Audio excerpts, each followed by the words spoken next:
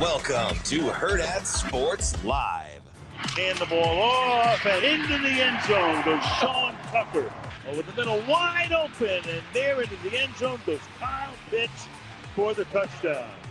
Cousins open. He's got Pitts. Cuts to the inside, gets taken down inside the 20-yard line. 5 targets, 5 catches, 93 yards. Cousins going that way again. He's got it. Touchdown. What a night for Kyle Pitts. Obviously really excited to be here. There's 4 really great teams in this region, and I think it's going to be just a super competitive weekend for volleyball, and exciting that it's in Lincoln and our fans can see it. And I'm crossing my fingers for a great turnout for the first match, and then it carries on into the second match. Good morning. Welcome in Hurrdat Sports Live. Our boy. Presented by Centris Federal Credit Union. That's Austin. I'm Ravi here at Hurrdat Sports Bar and Grill. DB is on his way to a speaking engagement in Oklahoma. The Oklahomans for Nebraska Association. They have graciously invited him down. He's been down there before. They really make an association for anything these days. They do, but I appreciate that there's a group of people in Oklahoma who presumably decided at some point that Oklahoma sucks and they'd rather root for the proper end of that rivalry. If we're stuck here, we might as well make the best of it. Yeah, absolutely. Do what we can. Absolutely. That was actually just every day in Western Nebraska. if we're stuck here, how do I get to the city? How do I get to the lights? What are those bright lights in the It distance? was so very, very off-brand story, but when the Sydney High football team, before, of course, their magical run to the state championship this past year. Absolutely. Notably. The furthest they had ever been to the postseason was in 2014. Okay. Yeah, 2013, when I was a part of the team, didn't play. I was not very helpful. But we went and played at Gretna when Gretna was originally a Class B team. Okay. And we stayed in Lincoln the night before because it's a 6-hour drive to Gretna. And we saw, we were driving up towards Lincoln, and there was, the nighttime, haze of the city lights. Like the glow. And everyone went to the front of the bus, and they're like, what is that?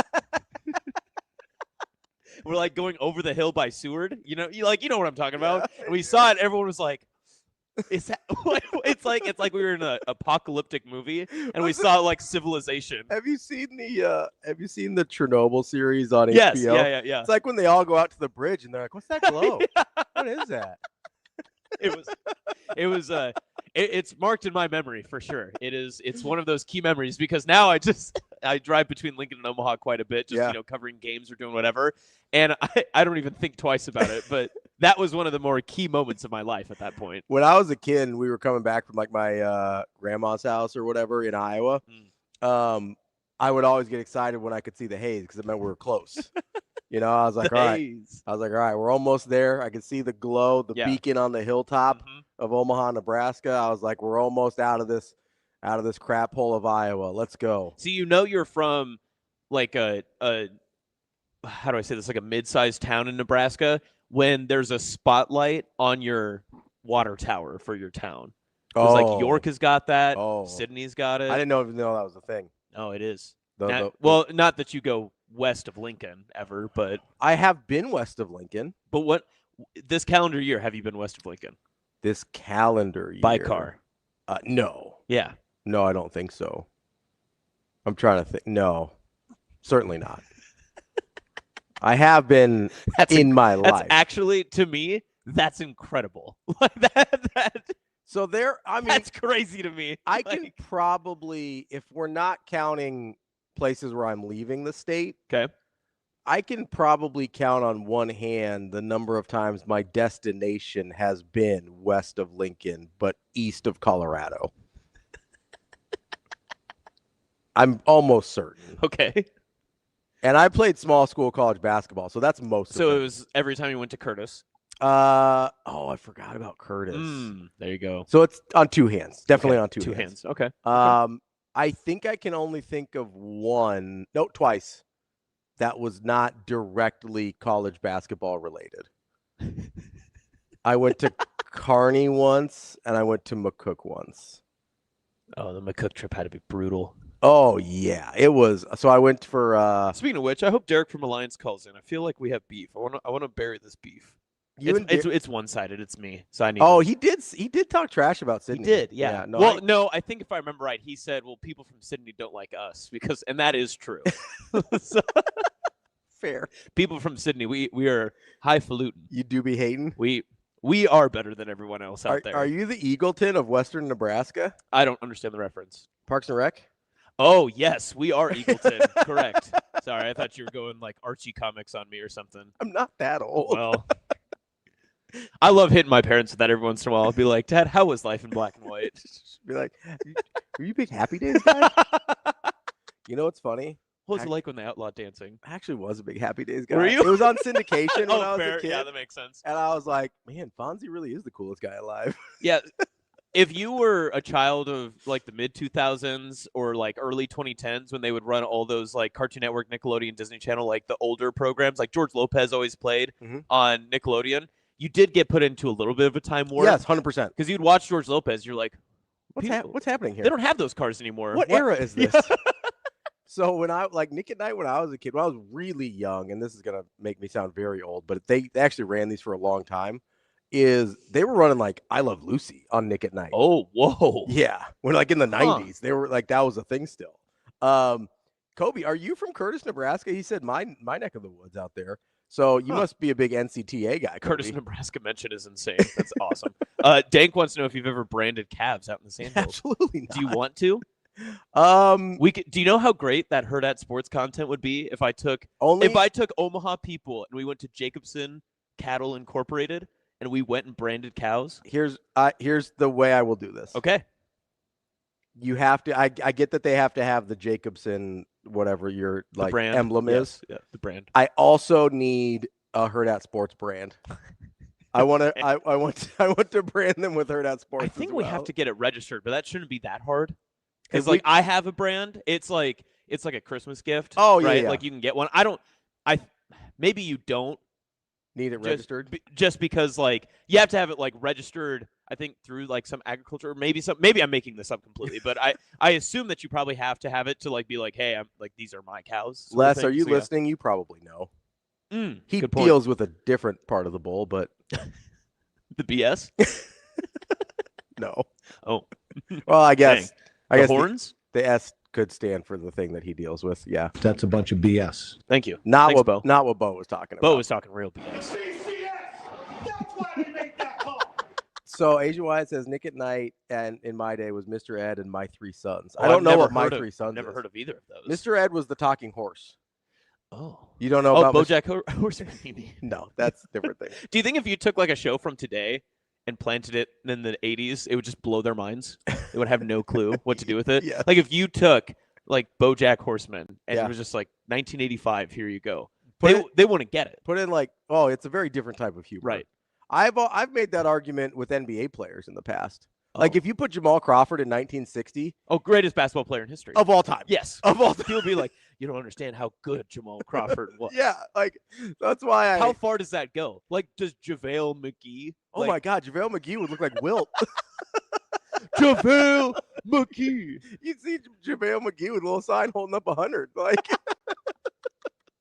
100 rebounds, 100 turnovers, 100 points, 100 missed shots. Like and I love JaVale McGee. I do. He was on some of those Warriors teams. He was. I low-key had this huge affinity and for honestly, JaVale McGee. Is JaVale the Jameis Winston of the NBA? I think he kind of is. I think he's not as goofy weird, but like his play is goofy weird like Jameis. Yeah, he's not as gregarious as Jameis is, who's really, I feel like, embraced kind of this persona of himself. And if you ask Kenny Bell, our teammate here at Hurrdat Sports, Kenny. Yes, Kenny. He roomed with Jameis when they were rookies. And so like he knows Jameis really well. Yeah. And according to him, this is just who Jameis is. So I believe him. Every day I go out on the road. It does seem like he's sort of just like, hey, people kind of like me for who I am. Like, let's lean into it. Yeah. Did you see you can't miss. It was a couple weeks ago. He had told the Giants, he was like, whatever it takes to win, whatever, blah, blah. It was when he had that touchdown catch against the Lions, right? Yeah, when he like lined up as a tight end, basically. He had said, if I have to play tight end to win for this team, I'll do it. It's like, hey, you're last in the NFC East. Like, it's not that deep. But cool. Thank you, Jameis. Keep being Jameis. I do love that. Whenever I have that conversation with people who are like, man, you really got to give like Bob Cousy his due. And I was like, do I? Because I feel like Fred VanVleet would blow their minds in 1960. Yeah, that'd actually be very fun is to do the opposite, too. Like, you take, like, the bad boy Pistons and put them in today. Oh, God, half those guys couldn't play in the league. Like, some of those – there's guys – I remember the exact moment when Andre Roberson's NBA career was over. And it was when Steph Curry hit that, like, 38-footer against Oklahoma City for the game winner, the double bang. The double bang. Because his entire purpose in life was to not take one step too far back in that situation because he was one of the worst offensive players in the league. And the moment he backpedaled one step too far, and you can see, go back and watch this. Yep. You can see on the sideline, his teammates are like, get up on him. And then I think you have a couple going like, no. They're like not surrender cobering quite yet, but they're like, they're halfway there, much like Bon Jovi. And they like that is the exact moment his career was over. I think he hung on for a couple years after that, but like it was the writing was on the wall. So I wonder where does this line start? Because of the worst player today that would dominate in 1960, or even the opposite. Like even if you go back, there are guys that I do think would have translated. Like Wilt wouldn't have scored 100 in a game, and he wouldn't have averaged 50 over a season. But Wilt would be great today. Yeah, well, I mean, he's not playing janitors anymore, so that would make a difference. That does help. Yeah, but like Steph wouldn't. I mean, the 3-point line was obviously kind of influential for him, but sure. But even without that, like Steph without a 3-point line is just Pete Maravich, who averaged 40 a game in college. Yeah, and then his ability to move around the ball and to be able to just keep moving too would have just dominated. Also, folks. like people don't give Curry enough credit for this. Like he is one of the top like 2 or 3 ball handlers in the league. Yes, and to what like these guys were like, they're like Stanley dribbling, you know. They were like, let me dribble out the clock here, and they're just running around. They move in real life like you used to have to juke in old video games where it was like in big, like they're like, look at me run around in this circle. Look how elusive I am. And it's like, what are we doing here, guys? Yeah, the juke mechanic in the old Madden games was frustrating. Yes. Because it was always like a step back juke. It was never like a real like yeah, if you wanted to actually juke, you had to use like the controller and be like, and figure it out that way. That's how those guys moved in real life. Yeah. So, yeah, I think they'd have a hard time staying in front of Steph. Does it apply to NFL? Probably. I think receivers especially. Like receivers. It probably started with Moss, right? Like Randy. Also, can you just imagine putting Michael Vick in a game ever? Like, what are we doing? Hey, Michael Vick, you are now on the 80s Giants. Like congrats on your Super Bowls. If you put Michael Vick on like instead of Fran Tarkington and like the 1970s Vikings, we'd be like, that's the greatest team of all time. Yeah. Also, if Fran Tarkington was probably running like a 5.040, and they're like, he's the fastest man alive. Never seen anyone move that way at quarterback position. You know, like again, there's like your Jim Browns who probably translate because he was a monster. But I'm trying to remember. So this is one of my favorite stats. You ready for this? 1978, Pittsburgh Steelers quarterback Terry Bradshaw won the NFL MVP. Do you know what his stats were for that season? I think he's sub 50 completion percentage. He was 56%. Okay. He's probably like 2,400 yards. 2,900. So actually not. Okay, yeah, pretty a little bit higher. Yes, this is where it gets real wonky. He's definitely got like 18 interceptions. 28 and 20. What would 28 and 20 would get you fired? 28 and 20 is Jameis. Like literally. It's 28. Ball is out of your hands. He won the MVP, Offensive Player of the Year. He was the AP first team quarterback, and the Steelers won the Super Bowl that season. So that is crazy. 28 and 20 is a bad Eli Manning year. Basically. Yeah. Like he had multiple really high interceptions. Like that's a bad Eli Manning year. Yeah. Yeah. It's wild. MVP of the league. Best player alive. And then the next year he actually went back-to-back MVP. Oh no, he got 4th in the MVP voting. He finished with 54% completion rate, 3,724 rushing yards, passing yards, yeah. Well, rushing yards, that'd be insane. Good for him. That would be Derrick Henry. 20. Can you imagine? That is a good argument. Sorry, Franco. Also, could Derrick Henry take the pads in which he has like today's NFL pads and go back? Because I don't know if you want to give Derrick Henry like the old 1970s pads and make him look 3 times larger than he is already. Everybody would be terrified of him. Like the giant. How big is this human? I used to think some of those guys were so big because they're wearing basically hockey goalie pads. Yes. And I used to think part of this was Mighty Ducks' fault. I used to think every hockey goalie was enormously fat because of their pads. Like when I was a kid. Because I was like, oh, those guys are the huge guys on the team. And then they'd be like, oh, this is the goalie. And I was like, that guy weighs 140 pounds. There's a couple of those guys on that defense that could hang today, though. And like, on the Steelers, yeah. I would say yes, but you would have to update their weights. Yeah, like their strength and conditioning and stuff like that, which I'm willing to do. I'm willing to say, like, hey, they get modern whatever. Like Jack Lambert, Hall of Fame linebacker, one of the best of, the Steel Curtain, all that stuff, 6'4", 220. And he was their inside linebacker. He'd actually that's not terrible. Relatively, like, yes. That's not terrible. Yeah. Your offensive line is where you're going to get. Offensive line. What was Mean Joe Green? I want to know. Yeah, I'm not sure. Because he would be another one that would definitely translate. So a bit on the lighter side. Did he play D tackle or was he a defensive end, Shane? You got your head beat in by him a couple times, right? He's probably DE. I thought he was an end. 6'4", 276. Oh, so that hangs. Yeah, that'll hang for a defensive end. 6'4" is a little short for a D. Not necessarily. I mean, that's okay. Depends on what you're like. That's all right.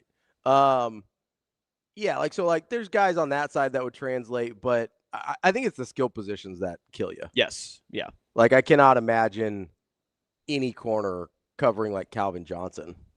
That's a good point. TK says he played DT, so okay. See, and he's probably right. Yeah, you'd probably still move him to defensive. Yeah, end. you could probably 276 you could probably move him to defensive end, or be like, hey, you go put on 20 pounds. Great. Now we're just talking Huskers again.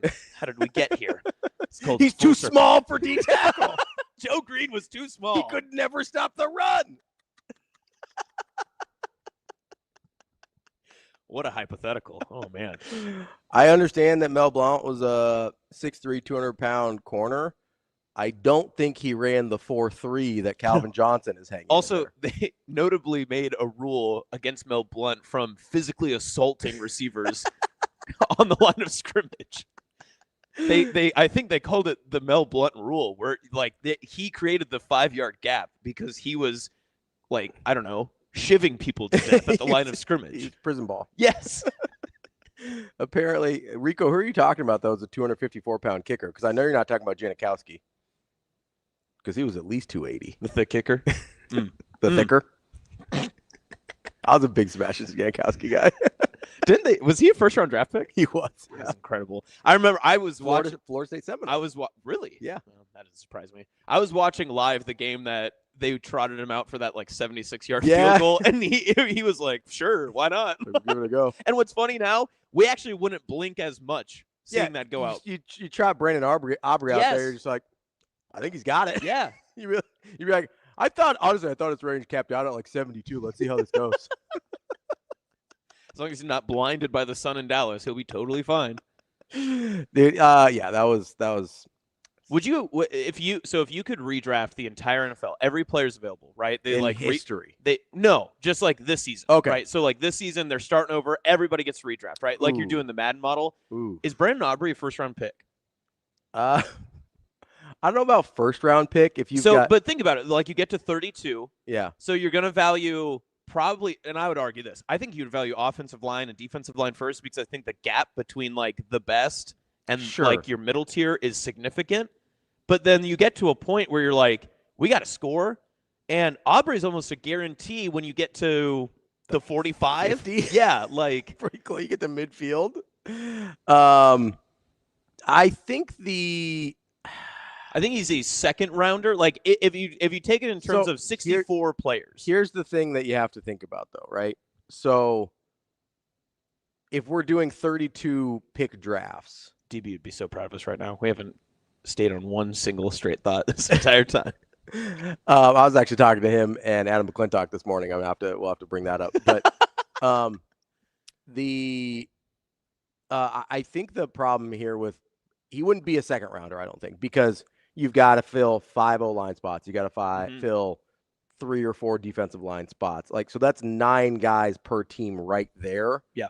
Before you ever get, so you're talking about like 100-round draft probably, or 60-round draft. Right. Yeah. So Brandon Aubrey's not going until like at best. I mean, I gave you 9 rounds right there before you even get to a quarterback. If we're going lines first, right? Well, I'm not saying you have to go lines first. I'm just saying. No, like, but I tend to agree with you. Like, I would go, at the very least, I'm going in some order, probably D-end, offensive tackle, quarterback. That's my first 3 rounds. Right. Yeah. And maybe a lockdown corner. And truthfully, it depends on like who your GM would be, like what your philosophy would be, because Jim Harbaugh would probably say, we're just drafting all linemen. We're going to do both sides of the line or offensive line, and we're just going to make it work this way. So, yeah, I agree with you. But I don't know. I thought there's going to be someone out there that would say a guaranteed 3 points at half field every single time is going to be the best chance for you to stay in games. And so you could argue that, especially with like. I think you're talking like high teens at the earliest, like rounds wise. Okay. And listen, the only reason I say that is because every time somebody has drafted a kicker high, they're like, yeah, why'd we do that? That is fair. Like, famously, Sebastian Janikowski did not help them win a lot of games. Yeah, for the Raiders. But it was really cool when he was there, though. It was. Actually, he did, because there were games that he would kick like 4 times, and that'd be the only times they'd score, and they'd win 12-10. Shane, don't make me look up the Raiders records the year during the Janikowski era. I understand that he helped them win games. Yeah. I'm saying they were not a significantly better team because of Janikowski. They would not have won any games without him. He was the classic meme of like, Janikowski bangs a 55-yarder as time expires. Raiders lose 15-3. Yeah, he was like the Mike Trout, Shohei Ohtani on the Angels of kickers. He was the only one that would score for him. They're like Sebastian Janikowski, 4 for 4, 3 50-yard field goals, and the Raiders lost 28-12. Shane, what's your top 3 Raiders of the past 20 years? Past 20 years? I can go mine. Sebastian Janikowski. No. Darius Hayward-Bay. And Jamarcus Russell. Jamarcus Russell. Oh, jeez. My top 3. Yeah. Terrell Pryor. No, I had to go Michael Crabtree. Mike Crabtree was a nuisance on that Raiders team. Yeah, I think of Crabtree as a 49er. Oh, yeah. That's where he got drafted, you know. Almost caught a touchdown in the Super Bowl. That would have been cool. Certainly would have. Why didn't he do that? Well, because there's pretty aggressive pass interference on that play, as we talked about earlier. Can we go 25 so I can go Charles and Jerry Rice and Gannon and? Sure. Okay. Why not? So, okay, Janikowski played from 2000 to 2016 for the Raiders. Wow, good for him. What a career. Listen, he's an icon. He's a legend. This is the most Raiders talk this show's ever had. And will ever have. Did you like him when he was in college? Oh, I loved him at Florida State. He was terrific. I loved the fact that Bobby Bowden said, we have special international rules for Sebastian every time he would break curfew, which was every time. Because famously, like people wanted him suspended for the national championship game, and it's like he was in New Orleans. What did you think was going to happen? Like Sebastian was a famous partier. Yeah. And so they're like, yeah, I just made him run till he threw up on the stadium steps, but there was zero. This is a man who had lost a lot of football games with bad kickers. He's like, there's a 0% chance Sebastian Janikowski was not playing in the national championship. Rightfully so. So the first 3 years, the Raiders were pretty good. That was the end of Gruden, beginning of Callahan when they went to the playoffs and lost the Super Bowl. After that, we're looking at 4-12, 5-11, 4-12, 2-14, 4-12, 5-11, 5-11, 8-8, 8-8, 4-12, 4-12, 3-13, 7-9, and then his last year with the Raiders, 12-4. Wow. Wow. Why you got to be bringing all that up? Because you said he helped them win games, Shane, and he didn't. He did. He helped them win the few games that they won. Do you think they go back and be like, yeah, that was worth a first rounder? I'd agree. I think so. Okay. It was worth it just for the vibes. Just because then you're always like, we have a first rounder on our roster at all times. At all times, no matter what, he is always okay available. to be positive too. Yeah, come on, Ravi. It's okay to be positive. Mervin, I know you want to know if we know anything about Robinson and Raiola. I promise when we do, we will tell you. Yeah, people who are wanting anything actually out of this first hour of the show are not getting. It's not like they intended. So this happens sometimes. Like TK Nnamdi Asamoah. Oh, that's a good one. Great Oakland Raider. Lockdown corner, Yes. and then fell off a map immediately. Just immediately. Yeah. What about Carson Palmer? Wasn't he a Raider for a minute? He was a Raider for a minute, and then didn't he try to retire and then left? and then got traded to the Cardinals. That was with the Bengals. He tried to retire from the Bengals. Right. Okay. So then went to the Raiders after that. Yeah. I listen. It's not like we forgot about Robinson and Raiola. I promise if something happens, we will tell you. As off the rails as this show can be. Yeah. Generally, when something pertinent happens to Nebraska football, we will let you know. Mm-hmm. We didn't forget about it. We're not burying the lead. Just nothing's happened yet. If you want to forget about something, forget about the Raiders from 2005 to about 2025. Well, see, that's why we had to pull up all the stats for the wins that they did. Then we would miss the iconic 12-4 Jack Del Rio, Sebastian Janikowski swan song. People forget he got fired. Just forget about it. He got fired the next year for John Gruden. Which would John Gruden at Michigan make any sense? Given his history, that seems on brand for Ward Manuel. He's a real Michigan man. Yeah, in the new sense of that word, where you're kind of a POS. Yeah, the last two coaches don't exactly have. I mean, they have. And listen, good on-field records. Their off-field records. Not great. I love Jim Harbaugh. Yeah. From his days with the 49ers. I actually liked him before that. I really liked him with this. You want to go deep cut here. So I really liked him when he was at San Diego. I thought you were going to say San Jose State. Not the Chargers. When he was coaching at University of San Diego, which I believe was a Division III football program at the time. And they had this quarterback named Josh Johnson who has played for literally every team in the league. Yeah. He was like He's a 49er. He was a 49er like 4 different times. Yes. He was like I think it's legitimately like he gets cut, he gets re-signed. He is I think played for 20 teams in the league. That dude loves hotels. He likes the my weekly stays, It's a good deal. Home 2 suites. Yes.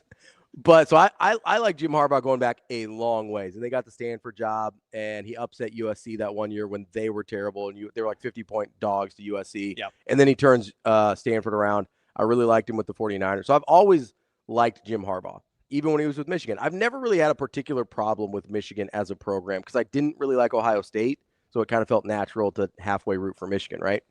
And this goes back to being a kid.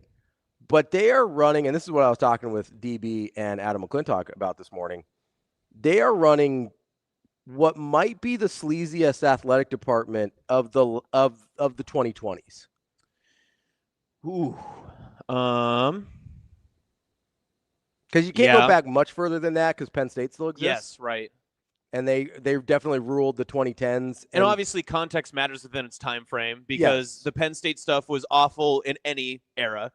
The Ohio State stuff of the mid-2000s was bad, but then you add in like what it comparative to today with the tattoo gate and all that other stuff, like that wasn't really comparable. It wasn't. First of all, I didn't think it was that bad at the time, and it's all 100% legal now. Yes, yeah. So I don't care. It's like the Kelvin Sampson like getting fired from Indiana thing. It's like he sent too many text messages. I don't care. Yeah. Like he had a 5-year show cause for that. Yep. For sending too many text messages? Like, what are we talking about? Yeah, no, Michigan has to be running for it because they've been under investigation every single year, whether it's internal or NCAA and probe. It's multiple things. Yes. Now. And everyone is different than the last. So, you have one of the larger cheating scandals in college football, I think, history. Yep.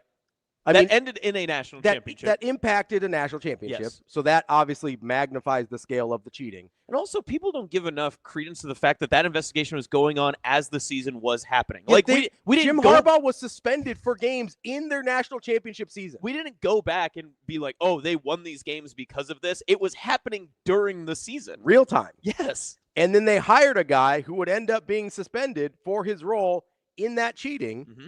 And then he does a different kind of cheating that has brought his entire world down. And like, I don't know that people appreciate if half of what is being rumored or reported is true about what happened after Sherrone Moore got fired, he's going to prison, like actual prison time. This isn't just like, oh, a guy lost his job and got mad. And again, I don't know if it is or not. He's got his hearing today. Yes, on the charges that are right now. I think it's just alleged assault. If you believe some of the reporting that's been going on, it seems like alleged assault is a very light version of what they could have charged him for. Like, if you believe, like, we will find out later today. But it feels like attempted murder might have been on the table. Yeah. like, I'm not trying to like be dramatic. If any of this reporting is true, an attempted murder charge could have been on the table. A standing head coach in power. Yeah, like football. what are we? This is the only thing I can think of that's even close. Is I think his name was Dave Bliss, the old Baylor head coach that helped cover up the murder of two of his players or one of his players. Like that's sort of where my mind goes in terms of scale.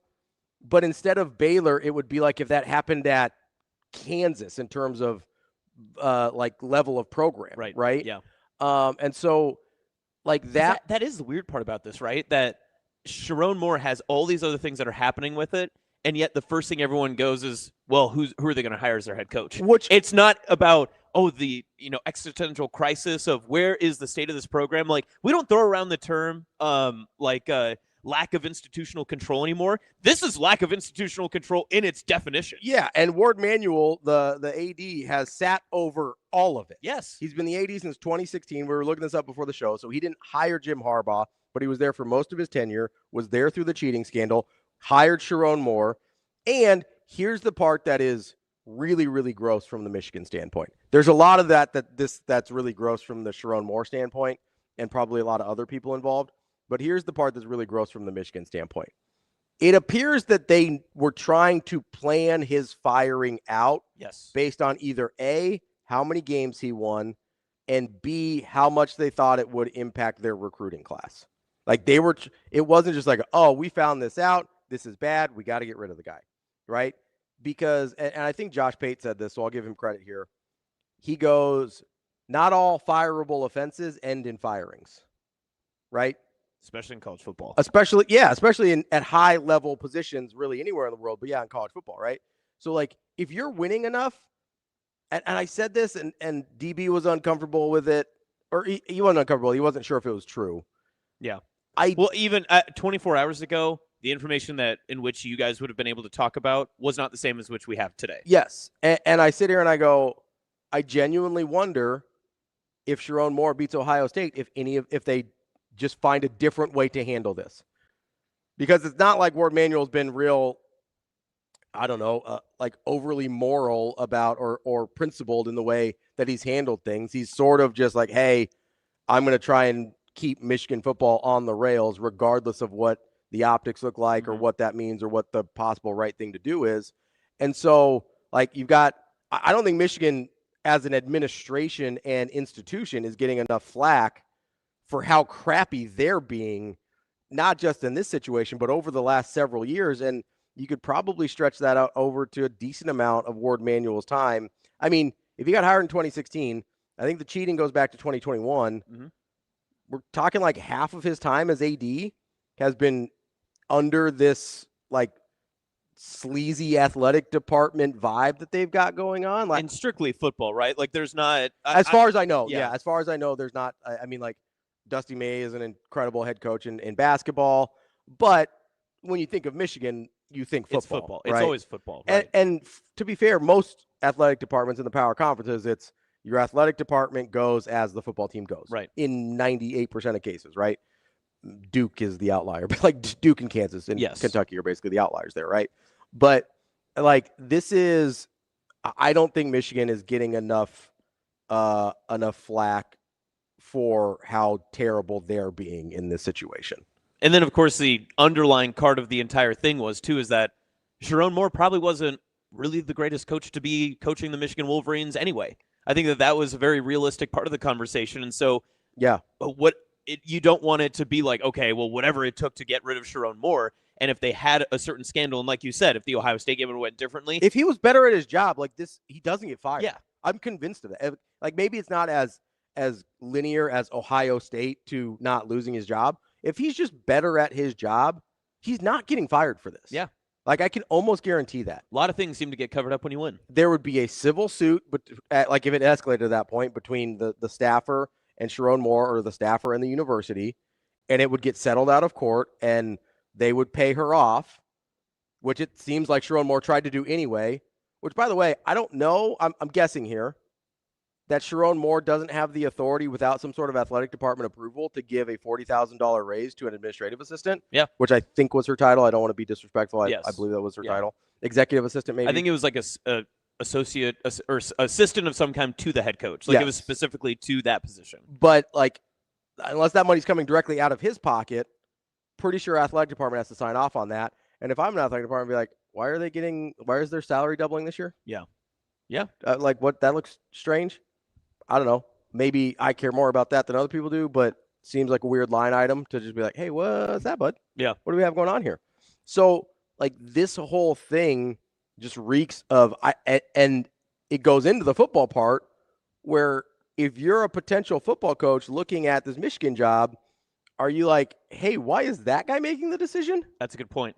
Like who you work for matters. Ask Bo Pelini. Who you work for matters, and also ask Bo Pelini, ask Frank Solich, like ask a lot of Nebraska football coaches over the course of the years who didn't do anything in the neighborhood of what Ward Manuel apparently or allegedly has done, right? True. So you look at this job and you go, okay, A, why does that guy still have his job? Yep. B, why does he get to make this decision? And he gets to keep his job. And C, do I want to work for this guy under those conditions?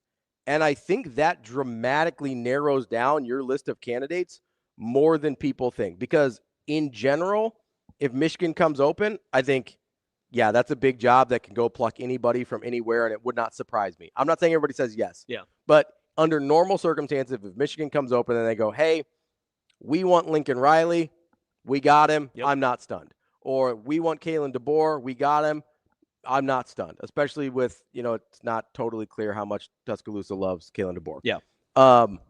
But, so that under normal circumstances would not surprise me at all.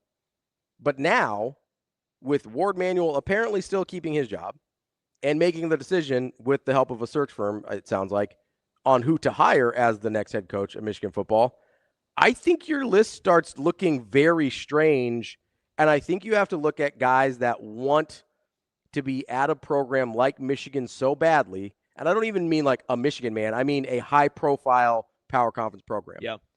That want to be at that type of institution so badly that they are willing to do so under toxic circumstances. Yeah. Right? So it's almost like you just got to get the football coach, right? Like, you're not going to grab a guy that's like Matt Rule, who's going to build up a program and wants to be like enveloped and developed like within the institution and everything else. I think you just go get the football coach who is so strictly focused on one single goal, on just being like, I just want to coach on Saturdays and I want to win and I'll do whatever it takes there and I'm not worried about any of the other noise. You don't want that guy. You don't want the guy that's going to be intertwined with the rest of the program. Honestly, I think you have to get a guy that's sort of seen as damaged goods. Those are the guys that are willing to make sacrifices for taking a job that is normally a good job that is not currently in good circumstances. Well, then that guy just got hired by your little brother. It was Pat Fitzgerald. Well, that's who it was. That's one of them. Yes. I also look at, I think Brian Kelly's on the table. Jimbo Fisher. I think Jimbo Fisher's on the table. Those are the two names that I keep coming back to because those are guys that I think want to be in this type of position badly enough and have made enough money getting fired from other institutions that they're like, yeah, I'll take that risk. Yeah. Now, does Michigan – because it's either if you want a high-profile guy, and that sort of seems like a Michigan thing. Yeah. Like, I don't think they're Brady Hoking this thing again. Probably not. Because getting Jim Harbaugh was a big deal. Getting Jim Harbaugh was a huge deal. And Sherrone Moore was just a natural trying to continue that sort of string of success, right? That's the thing that a lot of teams do coming off of big runs there. So I think you look at it and you go, okay, outside of Brady Hoke, they've gone splashy higher quite a bit. Like Rich Rod was a big splashy higher. Right. People forget he was the biggest name at the time. He was huge name. Like what he was doing at West Virginia was unbelievable at the time, right? So you look at that and you go, okay, if they want a name that gives them credibility, which of those guys are in a position to take on a toxic situation because they want that level of job so badly? And it's a pretty short list. Well, because it's toxic people taking a toxic job. Exactly. Because they're like, nah. Is there a more toxic coach in the NCAA football realm right now than Brian Kelly? Probably not. I mean, probably not. Notably, when he was fired by LSU, everyone had some bad story to say about Brian Kelly. Not a single person was like, he actually, besides his kid, his own son, and he didn't actually say anything nice. He just said free BK, which I don't even know what that means. Yeah, what do you mean Like, free? He wasn't allowed to walk at senior day, so free him. I suppose? guess Yeah. free him to walk at senior day. I don't know. Like, he wasn't detained. Like, he just wasn't allowed to be there. But no, I sit there and I go, okay. So you're looking at kind of toxic head coaches, guys that are seen as damaged goods. You have Jimbo, you have Brian Kelly, and you mentioned Pat Fitzgerald already got hired. I think that's sort of the list, unless you can convince a guy like a B-tier coach, according to what Michigan is probably looking at, not that these guys are bad coaches, that either has Michigan roots that is willing to overlook this or probably isn't getting a shot like this ever again. Right? Yeah. So I don't know, like. But even if a lot of people brought up like a Jed Fish, and I don't know that he qualifies. And so that's a great example, because you look across the Big Ten slate, because usually if you're Michigan, you can look to all of your little siblings across your own conference and just say, all of these coaches should want to come here. Under normal circumstances, if you go to Jed Fish and say, we want you to be the head coach at University of Michigan, that is probably a done deal. But if you are successful at a current Big Ten or SEC program especially, why on earth would you take this job? Because they should call Bielema, but he'll turn him down. Yeah, Bielema's not taking this job. Bielema won't take this job. And not a chance. A few years ago, Fickle would have been the right choice, but that's not a hot name either. No, but he's the name they could probably get. Yeah. I mean, honestly. So you're kind of going through like the ring of all these different coaches that you may want to go for. All these guys are likely going to say no, or are on their own type of hot seat that you shouldn't call them anyway. Yeah. But we're in a weird part of the cycle. They just got through National Signing Day, which, again, is another egregious part of this, that they strategically planned to do it a week after because they knew that it makes it harder. It's not that the guys can't get out of it, but it makes it harder for guys to get out of their commitment. So the only question I have then, and obviously we are 2 days past this, but do you think that there was a plan in place to hire another coach? Like, are they waiting for this certain timeline to continue and they know who their next coach already is? No, I don't. Okay. I do not. Because so you think a search is actually ongoing? So according to reports that I saw, and again, all this is speculative for the most part. According to the reports I saw, they hired a search firm immediately. Yes. Which means they have no idea what they're doing.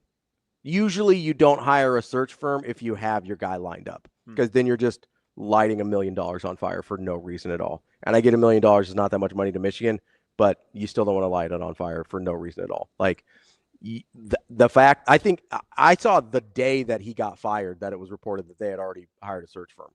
So like that would be my indication that I also don't think the timing of this worked exactly how they wanted it to. I think it got accelerated a little bit. I think it got accelerated probably a few days faster than they wanted it to happen. Before they could get their ducks in a row. Yeah. So I don't think they have any. Yeah, they definitely did not win the news cycle. That is for sure, because now it's strung out. Oh, yeah. Well, see, that was one thing. And I've always said this too. Yeah. Like Trev, when he was the AD, always wanted to win the news cycle. Like the way that, and if you were in radio, if you were in media, the way that certain news dumps came at certain times, depending on what the information was going to be, was always strategic and it was always placed at specific times. Not saying that that's not the case anymore, but it was definitely like, you bury news dumps of bad news on Friday afternoon when, media rooms are usually lighter, that no one can really talk about it, and it kind of gets expelled by the time game day rolls around the next day and it's whatever, right? Yeah. But this news coming out a week after National Signing Day, in the middle of the day on Wednesday afternoon, and then it continues to accelerate because then people have a full day of Thursday to look through rumors, reports, and whatnot. Friday then turns into an arraignment day. You've got all this different stuff that's going on. You become the news every single day, and you don't win the news cycle at all. And there's no way to win the news cycle when you can't control that news. They would have to have to convince Nick Saban to come rehab their entire program in order to win this news cycle. Yes. Back. Yeah. Like that's, and I think they still have to fire Ward Manuel. That's what I think. Like, I think you have to kind of clean house a little bit. If you are Michigan, is your best bet not to, and this is one of the arguments that I had almost made with the Penn State job when we were talking about that a couple weeks ago, is it not just in your best interest at this point, just say, hey, Biff, can you be our 1-year interim? So that's what Todd just said. Just do the Frank Reich thing when you were at Stanford and just say, hey, 1 year, thanks for your business. We really appreciate it. You're going to hold the foundation of this program together. Keep us Michigan men, keep us tough as possible, and we'll conduct a full coaching search for whoever wants to come up. Because by that time, maybe you do get rid of Ward Manuel. Maybe there's more interest from a Kalen DeBoer. Maybe there's more interest from another target. Well, at least you're at the front of the cycle next time too. Yes. Right. And it'll be a year removed from all of this nonsense. You'll have had a chance to clean house or clean up your image or whatever. I do think 1 year's a long time though. I do think it's on the table that Biff gets this job for the whole year. Like, I think that is in play. And I think it might actually be the best move. I think it is too. And honestly, Biff probably has to be okay with it, right? Like, it benefits him. Oh, he'd definitely do it. Right? It benefits him. I would extort them like crazy. Yeah. Like, I'd be like, that's a crazy. I mean, it is Michigan. So. I mean, like, in the legal sense, I'd just be like, hey, you're desperate. I want $10 million a year. Yeah. Like, I want $10 million for this year. This is bad. I know you're firing me no matter how good of a job I do. There's no buyout. There's no firing fee, and I would whatever. incentive-laden the hell out of that thing. I'd be like, listen, if I make the playoff, another $1 million. Yeah, if I win a playoff game, $1 million. I want 10 straight up. Mm-hmm. If I win 8 games, $1 million. 9 games, another $1 million. Beat Ohio State, $1 million. Another $1 million. Make the playoff, another $1 million. Yeah. If I win the national title, double it. Yep. Like, seriously, like, why not? Yep. Like, who cares? If they win a Big national Ten- title, it's worth more than $20 million Big Ten to them champion, anyway. another $1 million. Absolutely. 5 probably for Big Ten champion. Shoot. Anything. Like, if I were Biff and because they're not going to go to him until they've exhausted other options. And then I'd be like, yeah, I know I am the only thing saving you from a completely lost football season. Because I actually do think a Biff Poggi team would be competitive. And I mean, I think they came into Lincoln and they were tougher than Nebraska that day. Well, so I thought they looked better with him as when he was interim this year than they did with Sherrone anyway. So, like, I don't think it's crazy that Michigan would be okay for a year with Biff Poggi. And I understand I'm probably saying his name wrong, and I just don't care. I don't like the soft G sound with Poggi. Poggi. It makes me uncomfortable. Not So a Poggi guy? I'm going to stick with Poggi. Okay, so this is their tentative 2026 football schedule, which, as we've seen in recent years, can be changed. Western Michigan, Oklahoma, UTEP. And then their Big Ten slate is Indiana, Iowa, Michigan State, Penn State, UCLA, Minnesota, Oregon, Ohio State, Rutgers. In no particular order. Obviously, Ohio State's probably the final game of the year. Okay, so Ohio State, Oregon. You said they have Indiana? They have Indiana, and they have Michigan State and Penn State and Iowa. That's a tough slate. That's pretty. And obviously, like, it's not going to be. You're not going to convince a high-profile coach to come in just based off of the 2026 schedule, right? No. But if you are bringing a high-profile coach in At this point, part of that ramp is going to be, hey, how do we keep the talent we have in our program? Yeah. How do we keep building the program? And how do I get off of what is probably going to be a face plant to start and then work your way back up? Yeah. Yeah, I'll be fascinated to see how this plays out because I do think they're in a much more – this is probably the worst the Michigan job will ever be in terms of their candidate pool. Yes. Likely this is – unless something totally unforeseen happens, this is probably the worst the Michigan State job ever is. And it is probably the worst pool of candidates they will ever have for this particular job. So why not just give it to Biff for a year? The argument for a Kelly or a Jimbo is you make it like a 2 or 3 year bridge instead of a 1 year bridge. Mm-hmm. You pay them super top dollar, but make basically no buyout, right? Which is their MO. I mean, well, they have been big buyout guys. I would say they've been big buyout guys, but like that would be the deal. Be like, hey, you get this opportunity, but there's like very little buyout, like a very reasonable pre-negotiated buyout. Let's say it's like, hey, you're going to get $10 million a year, which puts you in the top 15 or whatever for coaches. But your buyout, no matter when we fire you, is $20 million. Like it's a very reasonable, wash our hands of it, walk away. But here's the thing with a Brian Kelly or a Jimbo Fisher is they are both somehow, despite not appearing to be pleasant people to be around, very, very good recruiters. Yeah. So load up the cupboard for a couple years at least. If they win, awesome. You don't have to worry about it, right? You can renegotiate the contract in a couple years.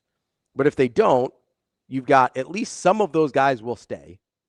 You've loaded up your recruiting classes for a couple years, and then you can go hire someone when you've gotten the stink of Ward Manuel and Sherrone Moore and one of the biggest cheating scandals in college football history in your rear view mirror a little bit more, and then say, okay, let's go get a guy that we should be able to get. It would be interesting to see if Ward Manuel survives this because he's able to land a high-profile coach, how long that leash is, considering everything else that's happened under his tenure. Not even just the past 10 years, but you would say, well, they've won a national championship in football. They've been competitive in men's basketball. He's made some good hires here and there. You had a miss with Sherrone Moore is what it's looking like. And oversaw one of the biggest cheating scandals in college football history. Right. It cannot be oversold.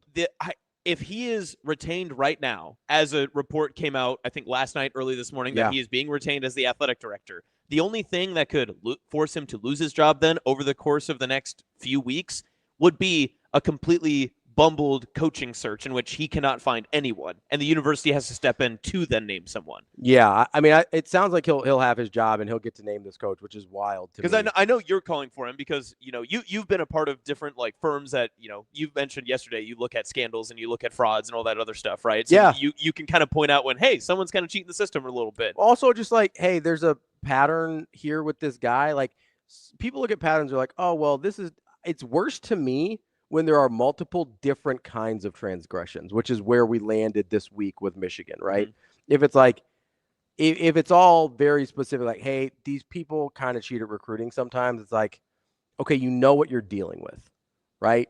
When you have a Ward Manual situation where you have a very specific football cheating scandal over here, and you have a bad hire of Sherrone Moore over here, and then you've got you've got this ongoing suspensions and show causes and all this other stuff with Michigan. And then you've got this whole other thing with a HR now criminal issue with one of your employees.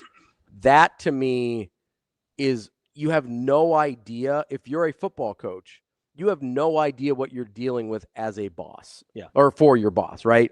If I can go in and say, okay, this guy kind of skirts some recruiting rules, or he does this over here, or we know it can be kind of cantankerous. Like, even if you don't know your boss, you want to know what you're dealing with, right?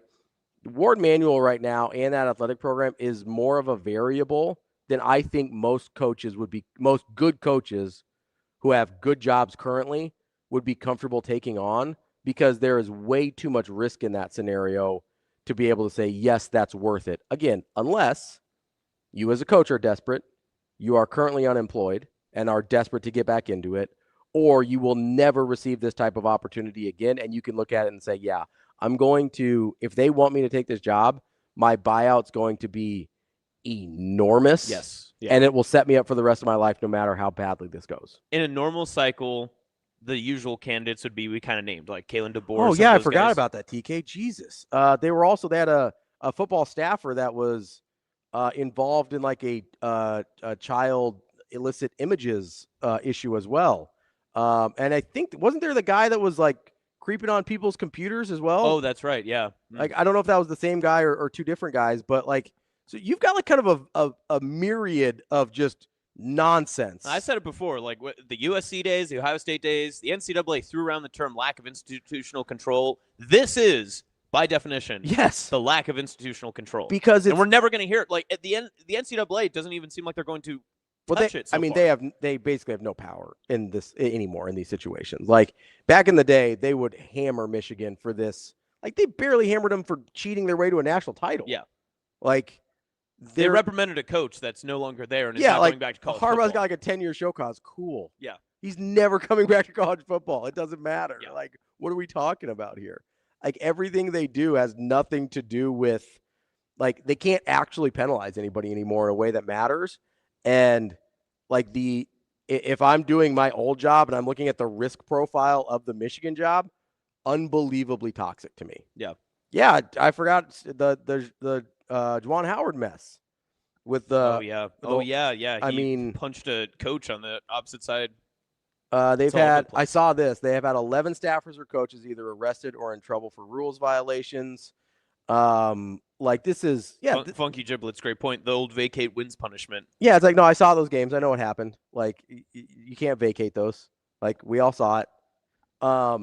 Yeah, like this is a mess of an athletic department. There was even more stuff. Yeah, I forgot Juwan Howard like punched or shoved an opposing assistant after a game. Lil Dave brings up a great point. How uncomfortable would the telecast be of Michigan, Texas now? Yeah, like what I mean. And they're never actually going to say anything because they're just like, well, they're looking for a new head coach. Thanks, guys. Appreciate that. Yes. Yep. Biff Poggi, interim. Hard-hitting stuff there, guys. I don't know. There's the Yeah, I agree. Dank. I don't see how you keep this AD. Like, I forgot about half this stuff. Yeah. I do not understand how I don't know how he still has a job now. Like, I don't know how he had a job up until this point.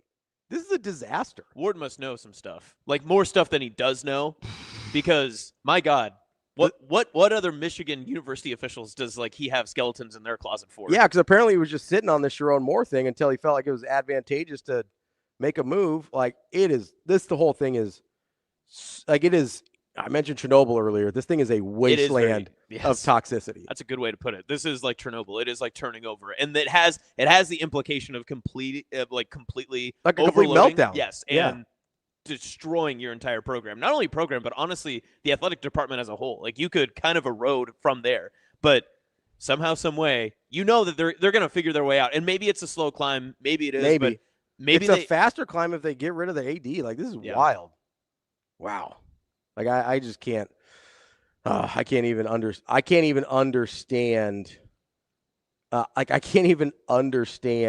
agree, Traven. It's so toxic. I feel bad for the recruits that were duped into thinking that there wasn't anything going on just a week ago. Do you know what's crazy too is that if you do fire Ward, that AD job is one of the best jobs in the country. Yeah, the AD job is no matter what you do, you are the savior. All you have to say is, "We will not cheat anymore." Yeah. And everyone goes, "Yay!" We're gonna have a zero tolerance policy on people getting arrested for stuff. Yeah. Like, hey, sorry, you're gone. We're not gonna cheat on stuff. We're not gonna cheat anymore. Like, it's a very I don't know what their president, board of regents, whatever situation looks like. So that could be a complicating factor, as it has been other places throughout the years. But yeah, ironically, the AD job is dramatically more attractive than the head coaching job currently is. Yeah.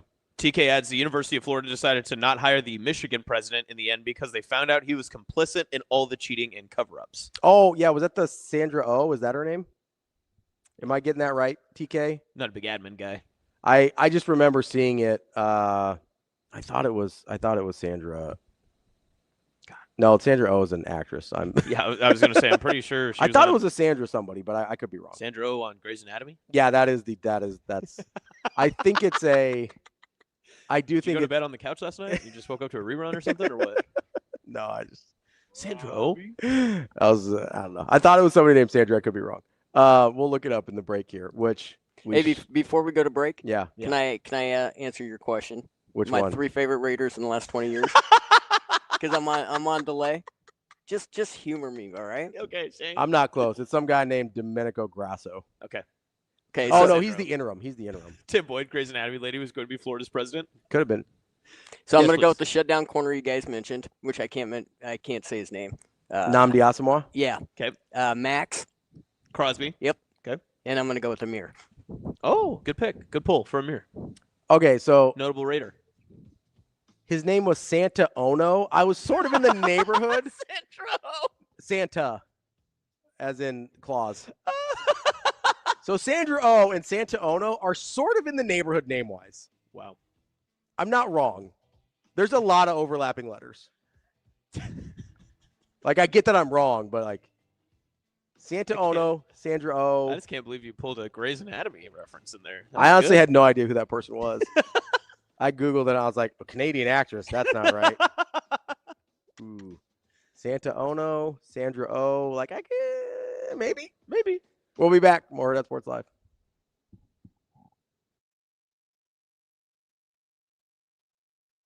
I think we have a very mature group, but also we try and remember, tell everybody we can't be satisfied now. Like, we're ranked, yeah, but it doesn't mean anything. We just got to go play our best game the next game. I think we made some very good steps against Creighton. Our defense was really good, and we carried that over into this game, and that's got to be a constant this whole season. But I think we have a very mature group, and I liked our talk even after this game in the locker room. Like, hey, we're supposed to defend home court. That's like Big Ten. You have a huge advantage at home, and now we got to go on the road and get a tough one. But I liked our talk after the game, and I think we got a very mature group for sure.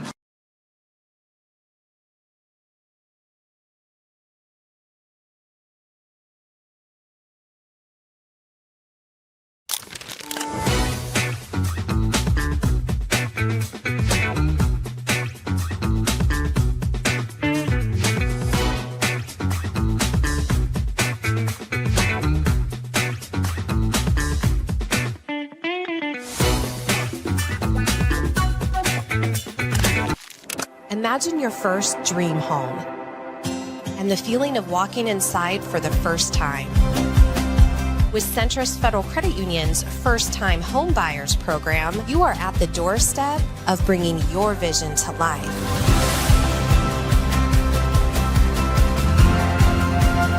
Welcome home. From your neighborhood mortgage experts, Centrist Federal Credit Union. We are where you are.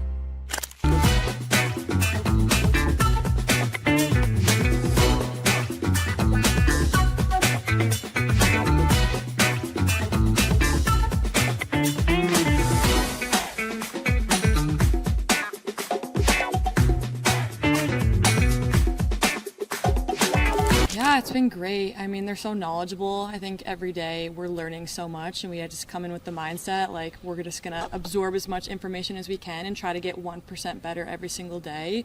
And I think like since our first practice, I think this is what, 5th or 6th practice, we've already gotten better and better and better. So I'm just really excited to see where we're at for our first match in January. I think just like every single drill, we're really breaking things down and going back to the basics and just working on the connections with all our hitters, what tempo, what route, all of that. Defensive systems, offensive systems, just all coming together. And when you have a team that's from a bunch of different programs, everyone's used to different systems. So now we're just trying to get on the same page and be disciplined in that every single day.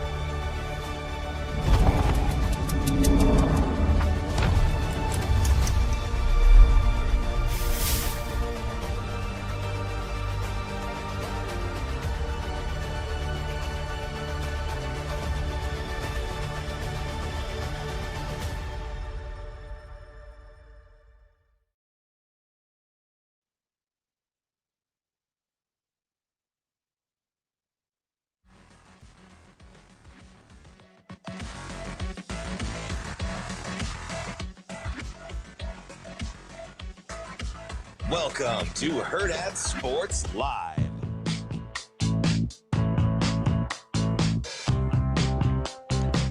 Welcome back, Hurrdat Sports Live, presented by Centrist Federal Credit Union. That's Austin. I'm Ravi here at Hurrdat Sports Bar and Grill. We are joined now by our Friday regular, Tim VERGHESE. Tim, what's going on, buddy? How we doing, guys? Hey, Tim. You sound tired. Are you okay? No, I'm good. Were you watching Grey's Anatomy last night? I was not. What were you watching? What do you do now that we're into kind of the off season? We're making all these off season moves in the chance, in the terms of Nebraska, you have to stay up on everything, but you're kind of on a little bit of a lull right here. I mean, this is just like a brief little window of not a whole lot to really digest or anything really new happening. It's a weird December because, there's coaching stuff that we're tracking, but like beyond that, there's just a lot of like noise and rumors and things we can't even like really report on because it's essentially just tracking, is this guy going to enter the portal or are we not? And so it's kind of a lot of just like figuring out the key names, just checking in as much as I can to like have just kind of an idea of what the status is, where things are leaning, making sure we have things prepared. Like again, it's not just at Nebraska, but it's everywhere. There's an active like process right now of evaluating what's on the roster, what's out there, what could be out there. And unfortunately, there's just not going to be a whole lot of definity to how we report on any of this. I mean, yesterday, Texas reported that a freshman, a pretty talented freshman, a redshirt freshman defensive back, was planning to enter the portal off pretty good sourcing. And then the kid himself came out and said, I don't know where that's coming from. I'm not planning to enter but there's just a lot of like noise out there, and so we won't know anything definitively until Jan 2nd, but I think it's really important to stay up on things and just have an idea of where things are headed, because all of these programs have an idea of what they're going to do. Like they're not, it's like free agency in other sports, where, free agency opens and it's like, oh, how'd they get that deal done within like 5 minutes of the window? You know what I mean? Like reporting at 12:01 a.m. Yeah, I don't think it's going to move that fast, but it's going to be stuff like, oh, guys enter the portal and it's like they enter with the no contact tag, or they have an idea of where it was like, how did you do that? Like it's just going to be a lot of that where I think that's what January, the start of January is going to look like. So right now it's just a lot of preparing for all of that. All right, Tim. So there is some things happening, maybe not on Nebraska's radar, but maybe they're monitoring the situations, and that comes with obviously what's going on with Michigan right now, a week after National Signing Day, and then Matt Campbell moving on from Iowa State to Penn State. Maybe not, like I said, maybe not a specific Nebraska football question, but what do those situations maybe have entailed for the recruiting classes of 26? And I know we've seen some local guys here back out of their commitments and be able to be released from those commitments and be able to open up. What does that look like for the recruit side when these type of situations are going on? Either a head coach leaves or a head coach is fired. Yeah, there are two different situations with Iowa State. This had always been out there, just this idea that Campbell at some point would leave. I think the timing of this is really interesting, and I mean, you look at what Penn State had in their recruiting class versus what Iowa State did. I think a lot of these guys are ultimately just going to end up following Matt Campbell to Penn State. A lot of these guys deserve it. I think a lot of these guys are very capable of playing at the Power 4 level, but there's also an element of they just need numbers. You look at Penn State's roster, you look at the recruiting class, they just need like class numbers. And this is a recruiting class that, there's enough up and down where it can translate to the Big Ten if you develop these guys the right way. But just with what they need on the roster, I do think a lot of those guys are ultimately going to follow. The Michigan one, I think, is going to be something that we're still figuring out. I mean, in the immediate aftermath of Sherrone Moore's firing, I think so far, unless something's changed, as far as we know, only one commit has asked out of his letter so far. I think everyone is just closely evaluating what happens. That's a program where a lot of other things are expected to remain intact regardless of who takes over. So I think there's an active monitoring situation on who takes over there, but. That's a really good recruiting. I mean, you look at the defensive line commits specifically. There's a couple guys in that class that Nebraska would really like a shot at, or would have liked a shot at the first time around. And Titan Davis is committed there. That's a name that's pretty familiar to a lot of Nebraska fans. And if Nebraska's savvy here, gets their D-line coach and the D-line situation figured out here quickly. They maybe have an opportunity if one of those guys chooses to reopen their recruitments. I think that's something that a lot of programs are monitoring to see what happens moving forward with that new hire, because it's not just the recruiting class. There's a lot of talent on the roster, including the quarterback, that it's not exactly a sure thing that those guys are sticking around for 2027. Tim, so you brought up the D-line coach, so I got to ask here. Obviously, the name that everybody is waiting to hear on is Elijah Robinson. At the very least, it does not appear that he's going to be going to LSU. Have you heard anything on Nebraska and Elijah Robinson one way or the other that makes you feel any kind of way about it?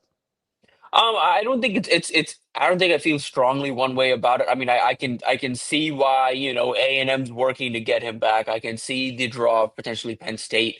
Nebraska makes sense just because it's Matt Rule. It's a staff he's comfortable with. It's an opportunity for him to learn. I think his time in Syracuse was important for, I think it's important for coaches to learn their roles. I think that's something, especially young coaches, figuring out what you're good at, what you're not good at, where you best settle in. You see it across the sport where guys will rise and then fall back down, but really find their niche somewhere. I think for Elijah Robinson, I think for him, it's the experience at Syracuse kind of taught him that his niche is a D-line coach and a run game coordinator and figuring that stuff out. And so on that note, I think, a place like Nebraska working under Rob Orich and Phil Snow and even Matt Rule, who's a D-line guy himself, an opportunity for him to kind of get back to fundamentals and maybe learn, and like you kind of just develop as a coach if his goal is ultimately to get back to being a defensive coordinator, being something that, like that along the way. Learn from guys that have been there, that have done that at a high level, that have worked across multiple levels of the sport, and figure out and learn the system. I think Orich has a really good system. I think there's a lot there that I think should intrigue Elijah Robinson. On that same note, I think Elko has that exact same pitch, a place he's comfortable at, a place he's worked at before, a place with plenty of resources to recruit, and also, again, as a defensive system he can learn in, grow in. And I would be interested to see what happens here with A&M now that they have a defensive coordinator vacancy. It is essentially Elko's defense, regardless of who's the defensive coordinator. It's Elko calling the defense. It's Elko's defense. I wouldn't. I mean, like if A&M turns around and kind of uses this as leverage, as hey, we'll make you defensive coordinator, even if it's in name only. I wonder if that pitch goes through. But that said, I mean, for Nebraska, they need recruiting. I think they learned that from Terrence Knight and from Terry Braden. Is you have to land dudes up front. Like, development is important, all of that's important, but you have to land dudes. Elijah Robinson lands dudes with the best of them. Tim, you mentioned sort of rumors on Nebraska's roster as well. I'm not going to ask you to speculate in terms of who you think might leave, but I'm curious where you think Nebraska has the most work to do or will have the most work to do in the portal of trying to acquire new guys, kind of regardless of who leaves or stays. Yeah, I think regardless, I still think it's D-line, just because of how monumental of an effort that is, like how tough it is. We saw it last cycle, how tough it is to land quality D linemen in the portal, how you need to be on your P's and Q's. And I do think the staff is a lot better positioned for this portal window than they were last year. And that's not to say they didn't. I thought they did a good job addressing needs last portal window. I thought they did a good job. Again, it's about process over results. I thought the process of last year's portal cycle was correct. This year, I do think they're better prepared, though, for defensive line, addressing key needs there. If you were to see some outgoing movement in the receiver room, I think they are prepared there too. I think the other one is running back, only because it's an evaluation. There's plenty of productive running backs out there. There's also plenty of backs looking to make the jump with some production, mainly flashes, but not a whole lot, where how much is the staff willing to bank on potential versus production? How much they look at what fits the scheme, what fits, like this mind meld between Jeep Wade's offensive line and his offensive line philosophy, Dana Holgerson, his offense, and what Nebraska wants to be long-term offensively. So I think that's something they're figuring out too. So I think right at this very moment, I think running back, and just because of sense of I think running back, they need to address, like they need to add like a quality starter or two. Like I think they need to add production that can take some of the pressure off of Isaiah Mosey, Makai Nelson, and guys in that room. D-line, it's because you have to add, again, instant impact contributors. Obviously, O-line's in there. I think you're going to have to go land an O-lineman, but I think with Jeep Wade in there, with Lonnie Teasley coming in, I think with both those guys along the offensive line, primarily working along the line, I'm not super concerned with Nebraska's ability to add talent and develop that talent this offseason. Okay, so you mentioned running back. There's a guy that Nebraskans actually saw this year that has already said he's intends to enter the transfer portal that I think most people think is a power 4 quality back, and Jyshawn Edwards out of Houston Christian. I know we talked about him back when Nebraska actually played HCU. Is a back like that, where he's got production at a lower level, probably has the talent or would have had the talent to play at a higher level coming out of high school if things had gone a little differently, like, is that a mold that makes sense to you for Nebraska to target that type of a guy? Yeah, I think so. I mean, he's I think in the frame and model of something that makes sense. My thing with Edwards is going to be the consistency of his frame and his running style in the Big Ten. I kind of wonder if he's better suited for a slight jump up to the Big 12 initially, or even, from Houston Christian, even just up to the group of 5 level, So I'm waiting to see kind of what happens with him. I don't know necessarily if he's necessarily ready for the Big Ten jump. I think a guy at the lower level that I do think Quayshawn Holmes out of Gardner-Webb is one that I'm tracking. I think out of Liberty, Evan Dickens is another one that I'm tracking. Cam Edwards out of UConn just entered the portal. I believe it's Cam Edwards Cam Edwards out of UConn is the name I was looking for. But yeah, he played for Bartel in 2022, ran for over 1,000 yards this year. That's another name that, again, makes some sense. I like part of this too is I think what they want to be running wise. I think you look at backs, you look at what they're more comfortable with as zone or gap runners. I think there was some of the, like, Nebraska had to evolve to that with Emmett too, of like what Emmett's comfortable with, and eventually getting to that point where this year were able to lean on him. I think that's going to be part of this evaluation, what these backs are good at, what Nebraska's looking for. I honestly, it really wouldn't surprise me too if it's not, like, I don't think they're looking here to replace Emmett with another bell cow. I think I should put that out there too. I think they're looking for two, I think maybe even three, but I think it's just like two backs that can work in the rotation, and then you plug in some Mekhi Nelson in there, you plug in some Isaiah Mosey in there, you plug in maybe it's some Jamal Rule, maybe some Connor Booth, whoever else emerges in the room. But I think they're looking for two guys that can work in the rotation and then add some of these young guys that are already in the room. Tim, do you think that we're going to see a lot of what we saw last year with Nebraska's roster, where there was some turnover, and especially early on in that first portal window, there was guys announcing that they were intending to enter the transfer portal, but ended up coming back to Nebraska? Do you think that there is a lot of guys on the roster right now that are going to take that step and put one foot out, but maybe keep one foot in as well? I think there's potential for it. I don't know if Nebraska lets it get to that point. Like I said, even compared to last year, I think they are just better prepared where I think there's a lot of defense being played before it even gets to that point, before it even gets to, okay, I'm entering the portal. Like Nebraska, I think part of having an open dialogue with the players, letting them know where they stand and maintaining that authenticity across the roster and that open line helps Nebraska here. Gives them kind of just an edge on having an idea of when things are happening. Of course, no one's surprises happen everywhere.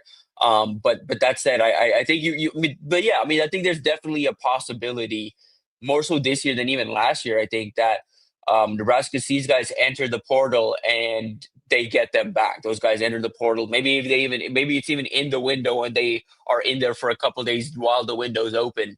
But they end up finding themselves back at Nebraska. I think that potential is certainly out there. It just, how well does Nebraska play defense before it gets to that point? And I think like I mentioned, how many surprises are there beyond what they are aware of and what they are actively playing defense on currently?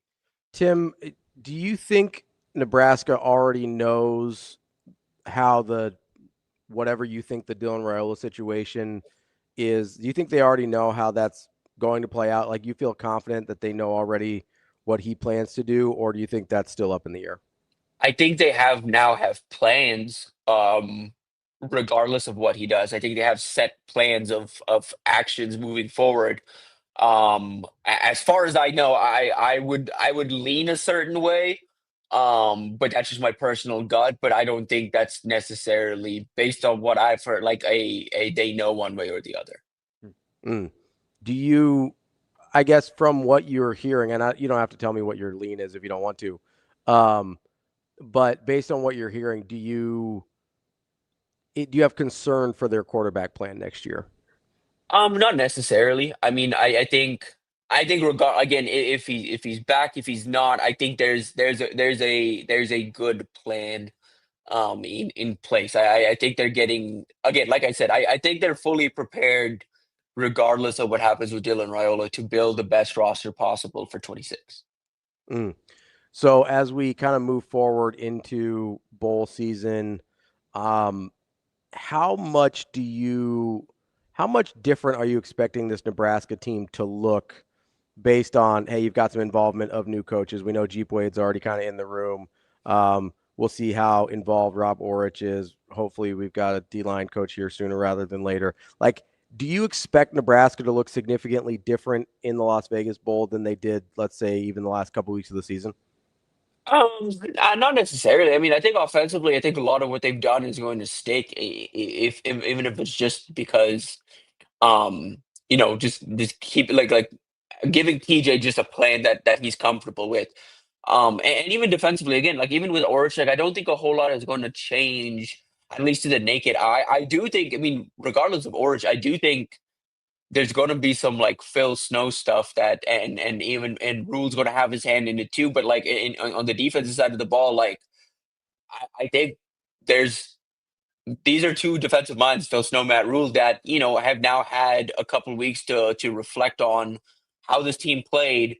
And you look at what's ahead, like they're going to have to stop the run in the bowl game. They know that to win that game, to have a chance in that game, they're going to have to stop the run.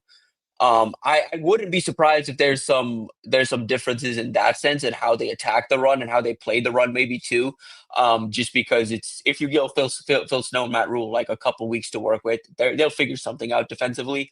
It may not be Orich, it may even be like solely something that you see for one game and then they use elements of, but not necessarily the exact same way. Like it may just be like a one game, hey, Phil Snow go crazy kind of game. Just have your fun. And then they go back to just Orich's system and all that. But I don't know how much of like Orich's system they're going to have or be able to implement here ahead of the bowl game. I think it's just going to be a lot of just like Phil Snow, what he does. And like I said, I think I could see a lot of like just creativity from that sense, just because like, again, this is purely like kind of just me speaking out of just my own, just how I feel. I wouldn't be surprised if, especially towards the end of the year, there was some frustration from Phil Snow of like, oh, I can fit the run better than this. Like I know how, like I can figure this out. Like and give him a couple weeks, and he maybe has some enough adjustments where Nebraska looks different defending the run than they did towards the end of the season. Go ahead. I just don't think that's a stretch. I mean, I think if it was a stretch, then John Butler would still be the defensive coordinator. Yeah. I mean, I think Matt Rule is possible. Like, I think I could fit the run better than those two. Well, on that same note then, Tim, do you think that this is a chance, like we saw with last year's bowl game, with the opt-outs, people entering the portal or otherwise plans, that you could see a rise like we saw with Donovan Jones last year in the Pinstripe Bowl? Or is this a chance where it's going to be a huge influx of younger talent? Because that has been a part of, I guess, the outside conversation was, where are these younger pieces? Where are these guys? Do you think that that's going to be maybe the bigger case then for especially the defensive side, is Phil Snow's just going to let all the young guys kind of either make mistakes or make plays out there against Utah? I'd like to see that. I mean, I still wouldn't be surprised. It's going to be the last game for a lot of, again, seniors. So I think we're going to see a heavy amount of, obviously, Javen Wright and guys up front, guys in the secondary that are older. But yeah, like, I mean, in the linebacker room, I'm looking and a little just optimistic for a little more Dawson Merritt in the rotation. Kind of want to see what he's got up front, a little more Cade. They've talked about maybe moving, and playing Keona Williams and Cade Moore as true ends. Would like to see some of that a little bit, let those guys start to get comfortable in what their roles will be in the next defense. Also, again, just it's a good experience for them to go up against this Utah offensive line. I'd like to see some growth over these last few weeks of, again, working with whoever it is, but it's Matt Rule, Phil Snow, the Rob Orich and the new defensive staff, like growth from a month of work, a season where I think a lot of these guys up front do feel dissatisfied with what they did. I mean, I don't think it would surprise me if like we're talking about Dawson Merritt or, someone like that in the front seven, the way we were talking about Donovan Jones coming out of last year's Pinstripe Bowl. Tim, want to switch to kind of more traditional recruiting here. Nebraska did pick up a commitment this week in Jaden Travers. Am I saying that right?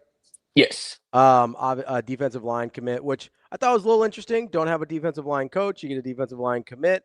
Maybe there was some things the recruits have been told that we hadn't been yet. But just in general, what is Nebraska getting with Jaden Travers?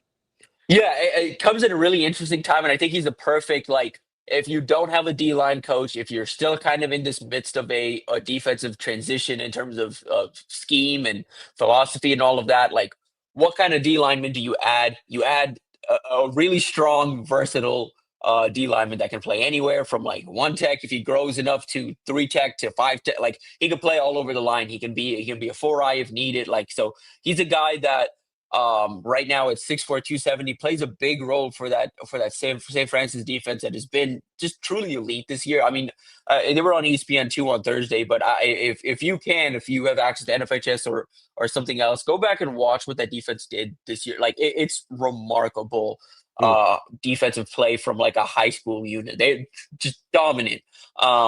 And it was a lot of fun to watch. He played a key role in that, did a lot of the dirty work. The stats don't like pop, but you know, he's doing a lot of dirty work. He's a 3 tech, you know, that the stats aren't supposed to pop, you know. Yeah.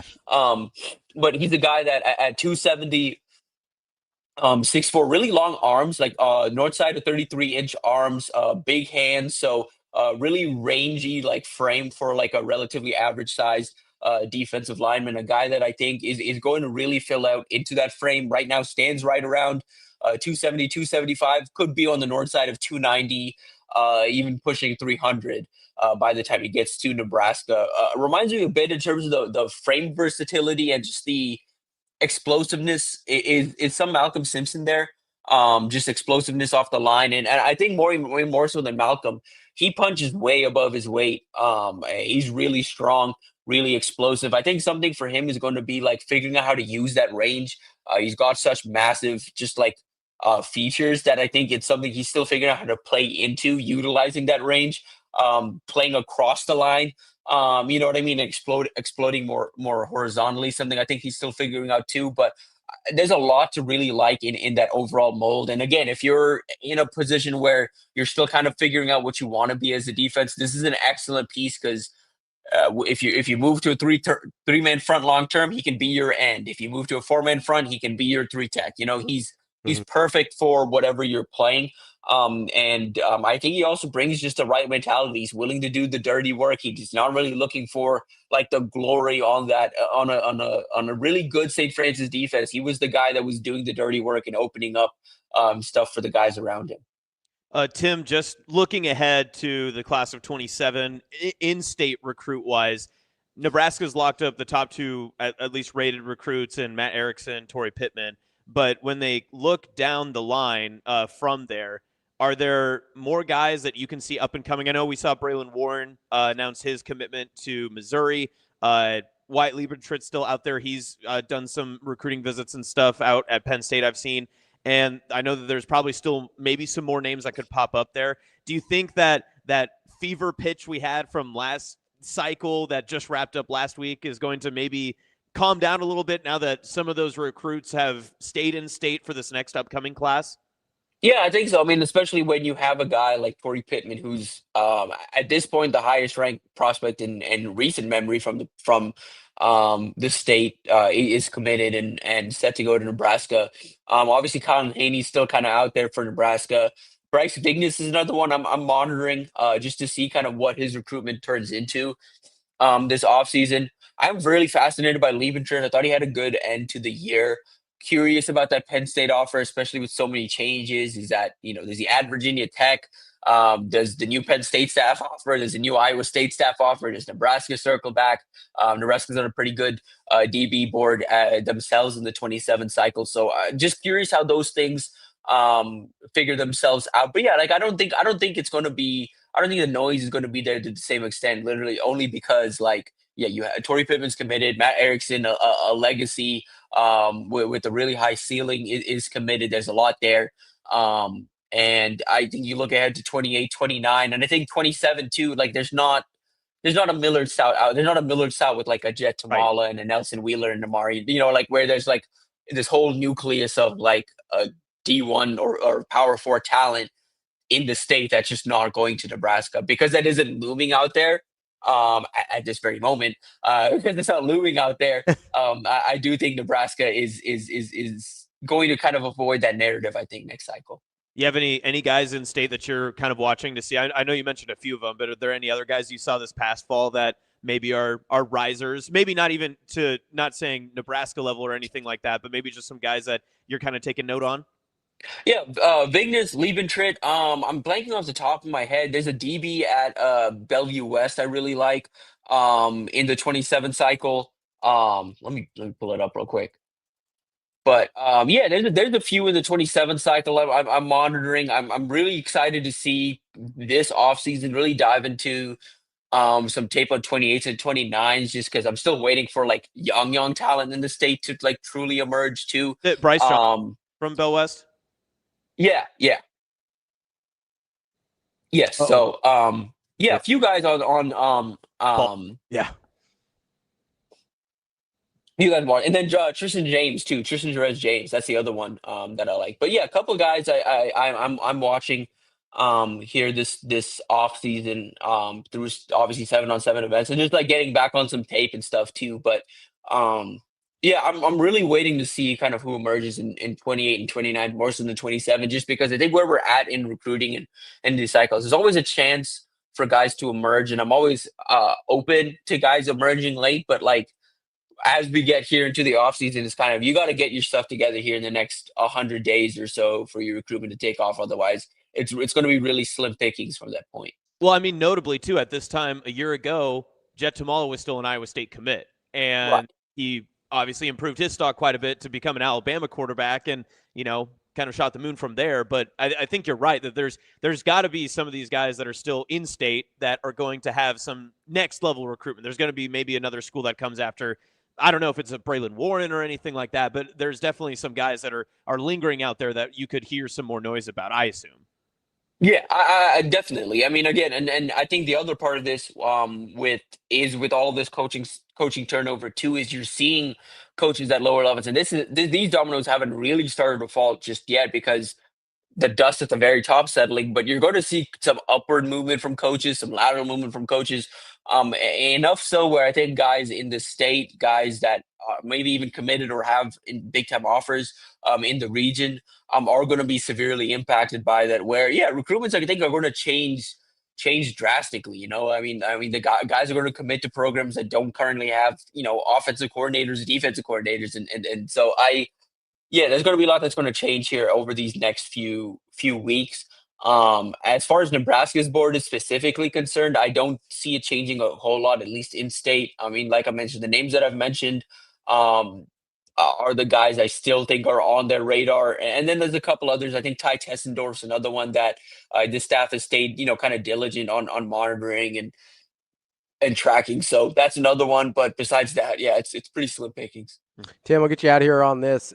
With the coaching changes at Nebraska on the assistant side and some of the changes we've seen across the country, has your feelings about the trajectory of Nebraska's 2027 class changed at all?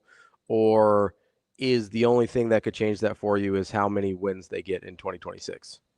I think wins. I mean, wins in 26 is ultimately what's going to decide this. I mean, as long as, you know, Matt Rule and Dana Holgerson and Glenn Thomas are here, like a lot of those offensive commits are going to stick together. Defensively, I mean, they're just getting started. You know, they got Torrey. I have no real concern about DB recruiting with Addison Williams leading the room. I mean, they're working hard on some top talent there.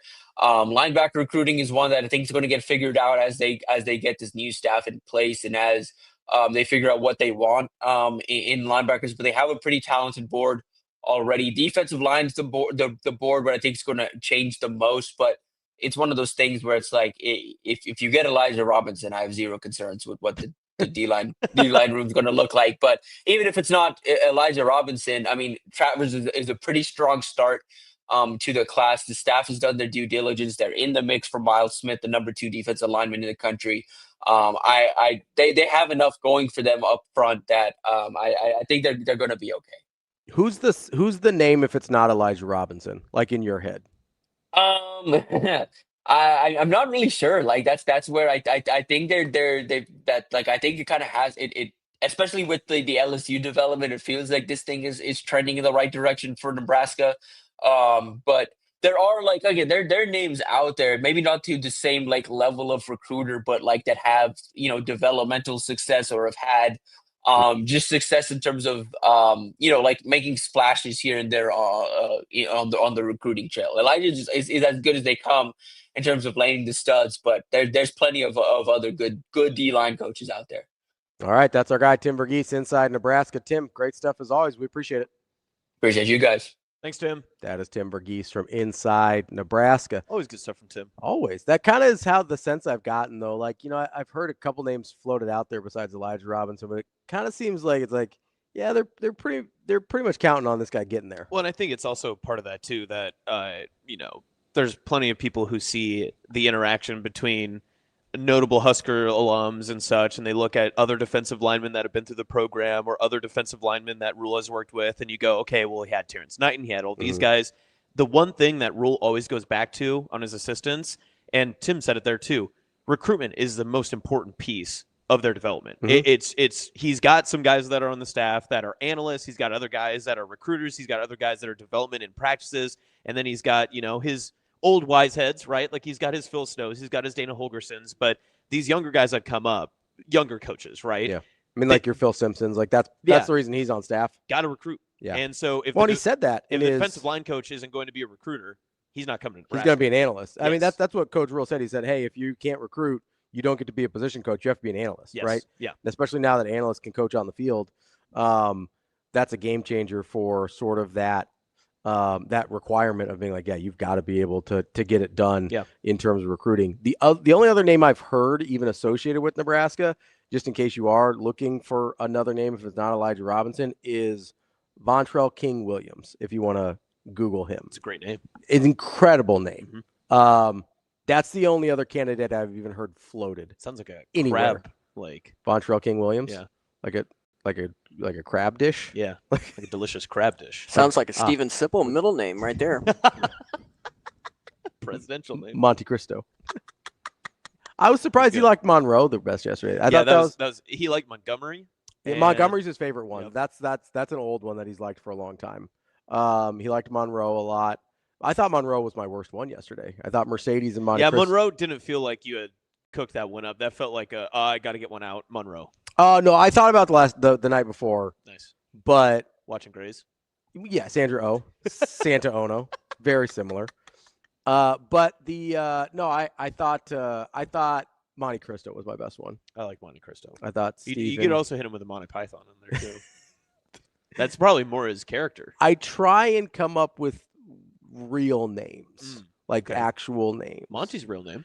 Monty is. Yeah. Monty Python isn't really. Did you ever do Steven Mamba Sipple? I haven't done Mamba. Mamba would be good. I haven't done Mamba or Mambo number 5. Bang. Steve Mambo number 5 Sipple. Yeah. Mini. What's like Lou Vega? Is that the guy's name? The singer? No, you're too young for that. Okay. No, I know Mamba number 5. I just don't know. I think it's Lou Bega. Lou Bega. Lou Bega. Yeah, it is Lou Bega. Yeah, it's Lou Bega. Nice. Probably 1998. He's German? What? I thought he was Latino. Do we have the wrong? No, Lou Bega, Mamba number 5. He's German. That is an upset. I'm upset. Did I get the year right? What'd you say? 1998. 99. Funky Giblets. Montague's a good one. Montague would be a good. Stephen Montague. Lou Bega's 50 years old. Well, I mean, 99 is 26 years ago. I actually think that's relatively I thought he would be in those 30s when he came up Mamba number 5. No, he's a young pup. You know, for him. You can only have that kind of inspiration when you're young. That is true. With that youthful particular before the kids suck all of your energy out, they take it away from you. You have to be particularly youthful to, I think, manage that type of roster that Lou Bega was talking about there. I mean, he did have 5 of them at minimum. At least. I mean, different Mambas for different ladies. Exactly. Let's take a quick break. Why am I Mamba number 7? He's like, come on, man. Would that be Sandra O? Sandra O was not Mamba number 7. No. Santa Ono was Mambo number 1. My number 1. That's Austin. I'm Ravi. We'll be right back. More Hurrdat Sports Live.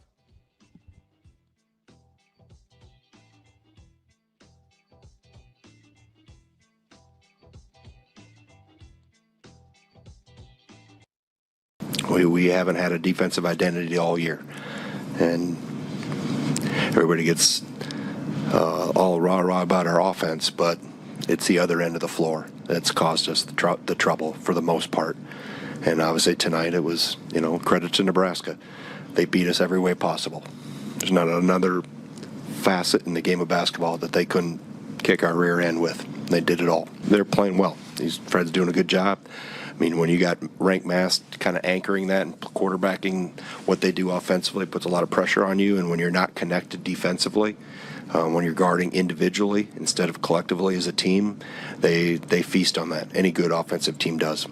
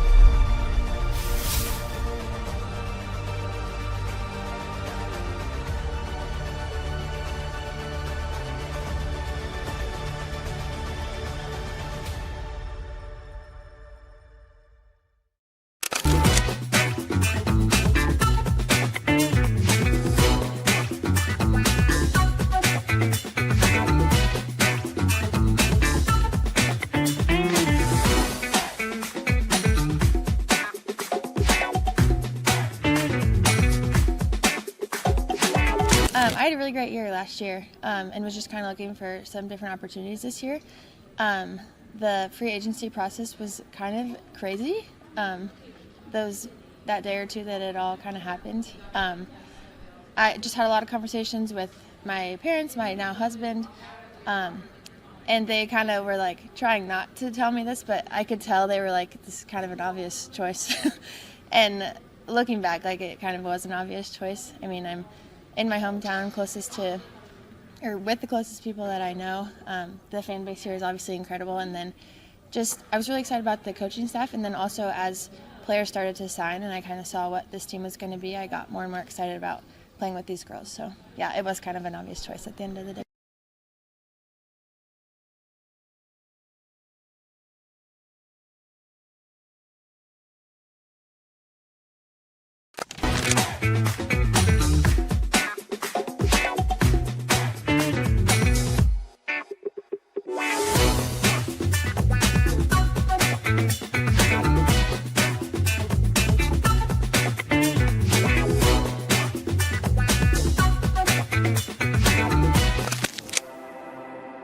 We're in the neighborhood, just down the street. With a wide variety of home equity products to help you create a relaxing oasis.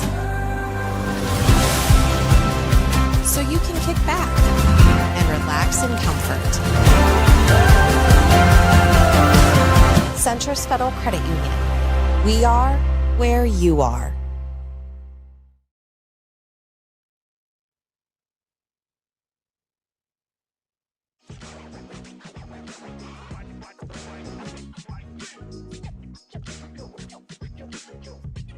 You're listening to Hurrdat Sports Live.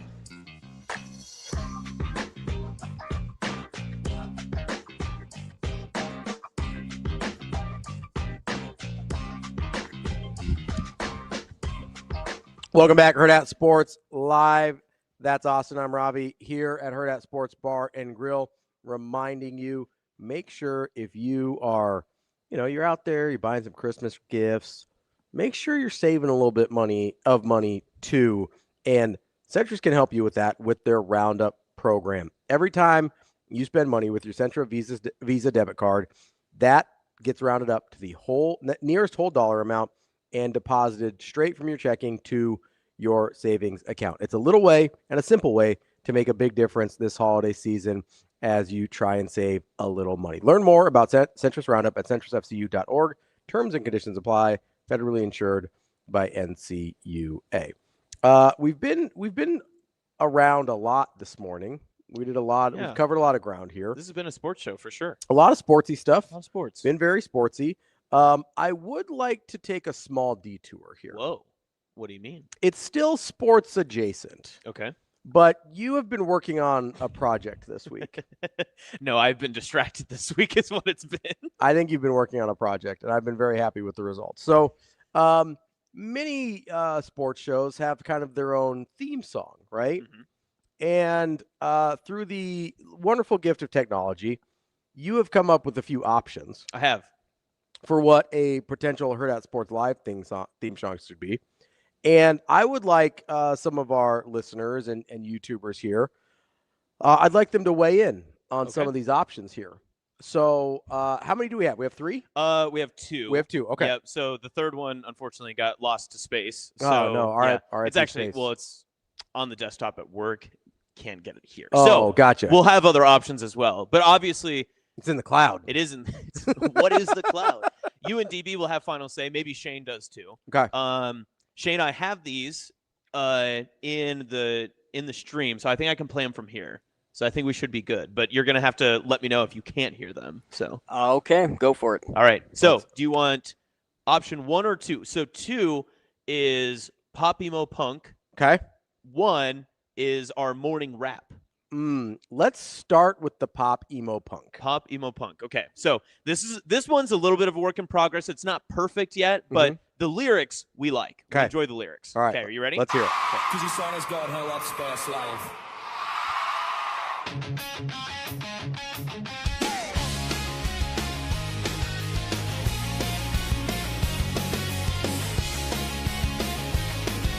The lyrics.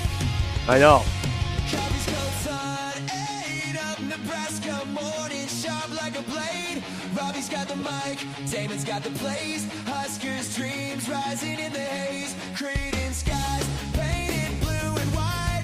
Omaha streets waking to the fight. Football and hoops, we bleed the red. Every pass, every shot, it's in our head. We scream for the big red tide. We roar for the Jays to fly. Hurrdat Sports Live.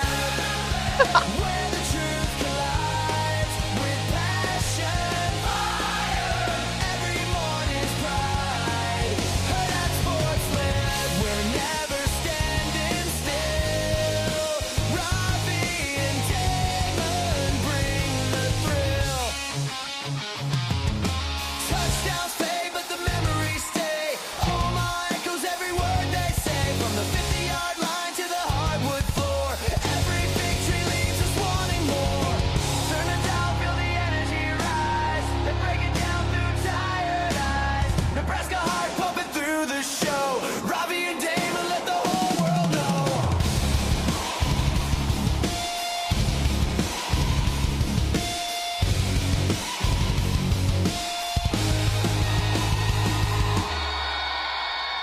All right.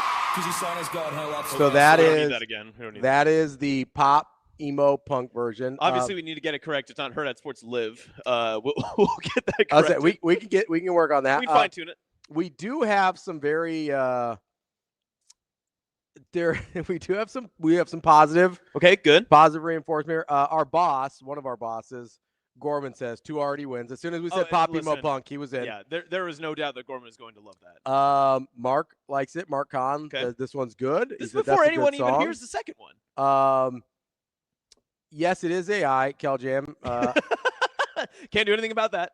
Yeah. I couldn't hire bands in a week. Although we may have a surprise for a different show that Austin hosts. We'll get to that at a different time. Teaser. Yes.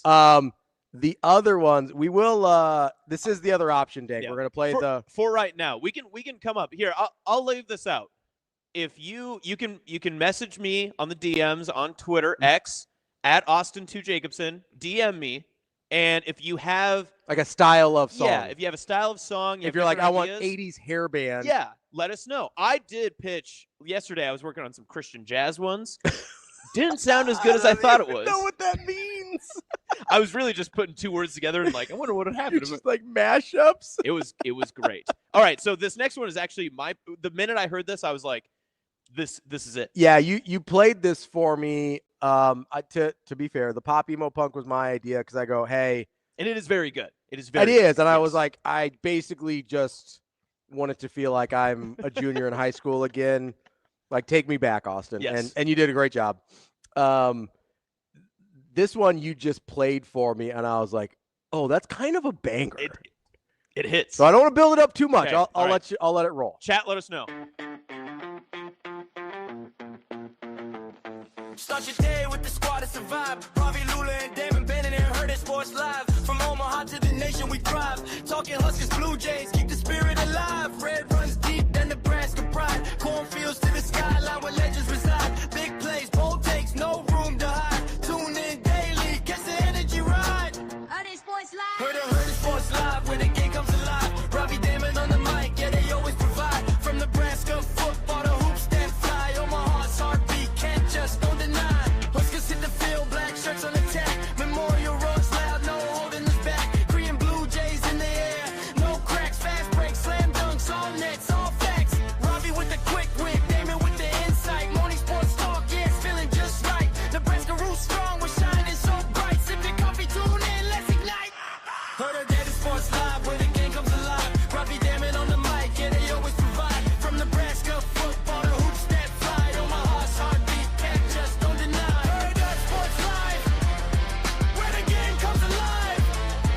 Ravi, Damon on the mic, yeah, they always provide. From Nebraska football to hoops that fly. Omaha's heartbeat, can't just don't deny. Can't just don't deny. A lot of screaming at the end of that one. Listen, I like it. It seems very popular in the chat. Kyle says. I think it's playing again. Hold on, I gotta pause it. we can't let that go off. Kyle says, "Okay, the shit bumps," which I think is good. I think is good. Great point, Kale Jam. No mentions of volleyball. We can change that. Yeah, we can update. Yeah, we can volleyball update in there. Yeah, for sure.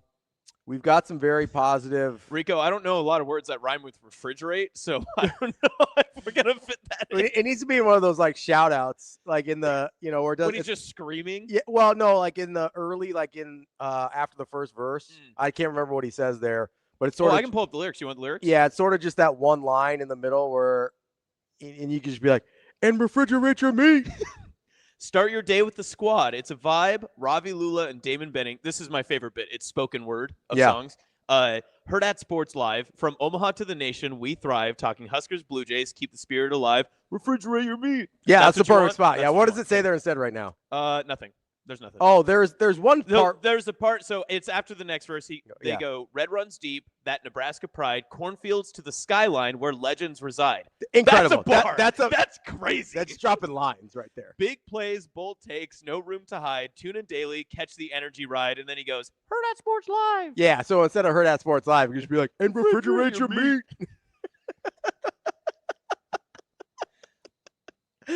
Huskers hit the field, black shirts on attack. Memorial roars loud, no holding us back. Creighton Blue Jays in the air, no cracks. Fast breaks, slam dunks, all nets, all facts. Love it. Come on. Some bars. Now, these songs gave you guys way too much credit. Ravi with the quick wit, Damon with the insight. Okay, let's calm down. I mean, and then the first song, Coffee's cold, sunning up, Nebraska morning, sharp like a blade. Ravi's got the mic, Damon's got the plays, blah, blah, blah, whatever. All that other stuff. I do like this one. Touchdowns fade, but the memories stay. Omaha echoes every word they say. That does go kind of hard. That could go on your tombstone. That's very good. Honestly, yes, it might.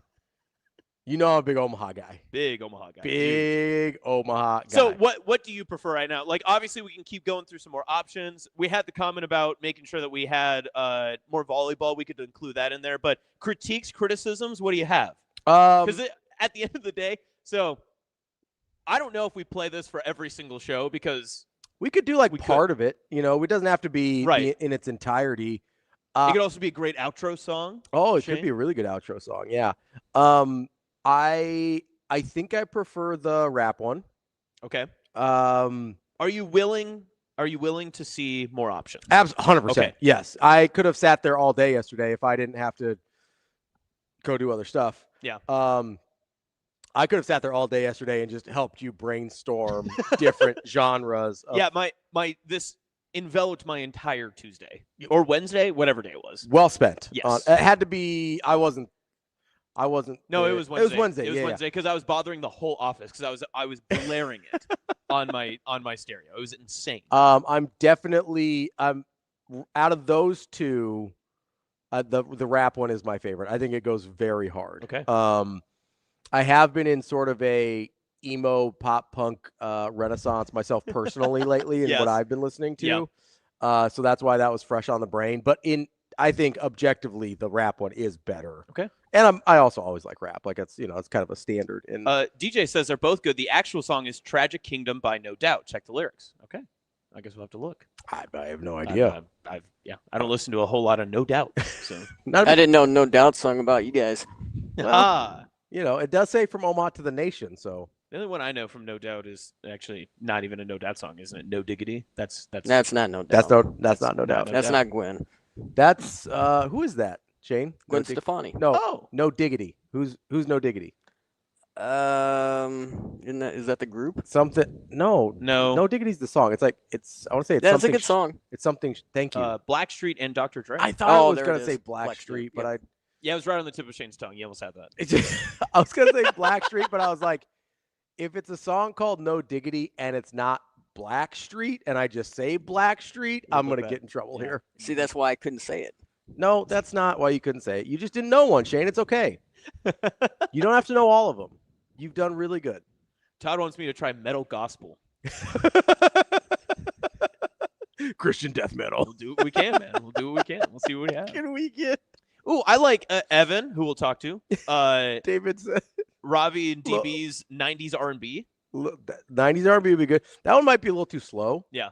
Like it needs to be upbeat. Where it's a morning show, we got to get energized a little bit. Lil Dave says, I'm a 65-year-old man, and I like the rap version. No cap.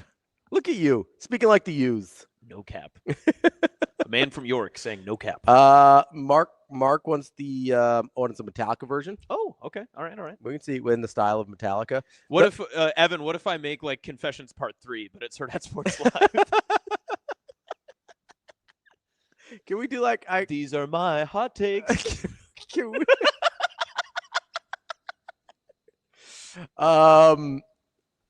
It's Funky Chiplets. It's not White Street. It's actually just Sydney. Christopher likes both of them. He's 60. He does think volleyball should be included. That is fair. We can definitely fix that. And that's exactly why we didn't want Damon to hear him first, because he would just criticize these all the way down, which is fair. We need to. We appreciate the input though. We can improve these. We can definitely do that. You missed this, I think, age-wise. Oh. There was an era in the late 90s where, for no explainable reason, ska music became very popular. Ska? I think it would be very funny to do a ska version. What is ska music? It's like a lot of... Like Scott Tish? No. Ska as in... It's kind of like... It's a very alternative... It's like big band music. It's like you've got trombones and trumpets and... It's upbeat, danceable Jamaican music? Nope. It's not Jamaican. It's all white people. It's all white people. What? Ska is a music genre that originated in Jamaica in the late 1950s. Okay, well, the white people have adopted it and co-opted it. As we do. In a way that you could say maybe appropriated it. But I'm looking at you, bud. No. Hey, listen, Google is asking, is Gwen Stefani ska? I don't think that's the case. No. Oh, KelGM says No Doubt is actually considered party ska. Wow. I'm finding this out. See, we're learning. We are learning. This is huge. I think a ska version would be funny. Not reggae country, Todd. Not good, but funny. I think it's worth exploring. There's a very famous white ska band from Omaha. I've never seen someone who wasn't white in a ska band. So that's just Google the Mighty Mighty Boss Tones and you'll have exactly an idea of how white this genre is. Boss Tones. Whoa, those guys are white. No. There's two African Americans. Are there? Yeah. One has a fedora though. So he's an honorary white. I didn't say that. Saying no one looks good in a fedora. At least says I refuse to believe that ska is real. Let's take a quick break here. We're going to talk to RICO coming up next. Yeah. About volleyball, because it is a volleyball. What's that? In stream? I think he's going to be in stream. Let's go. I thought you were going to talk to him about ska music.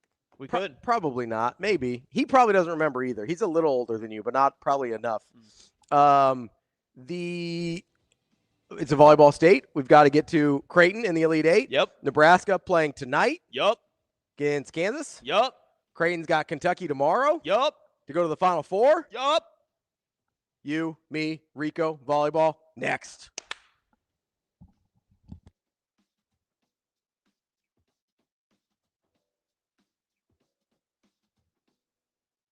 I think we have a very mature group, but also we try and remember, tell everybody we can't be satisfied now. Like, we're ranked, yeah, but doesn't mean anything. We just got to go play our best game the next game. I think we made some very good steps against Creighton. Our defense was really good, and we carried that over into this game, and that's going to be a constant this whole season. But I think we have a very mature group, and I liked our talk even after this game in the locker room. Like, hey, we're supposed to defend home court. That's like Big Ten. You have a huge advantage at home, and now we got to go. We got to go on the road and get a tough one. But I liked our talk after the game, and I think we got a very mature group for sure.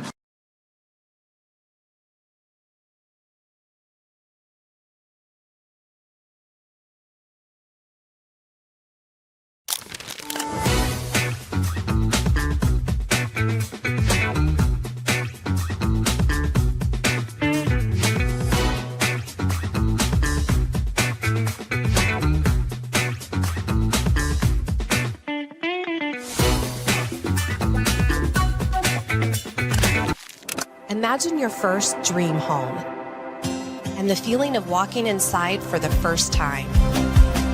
With Centrist Federal Credit Union's First Time Home Buyers program, you are at the doorstep of bringing your vision to life.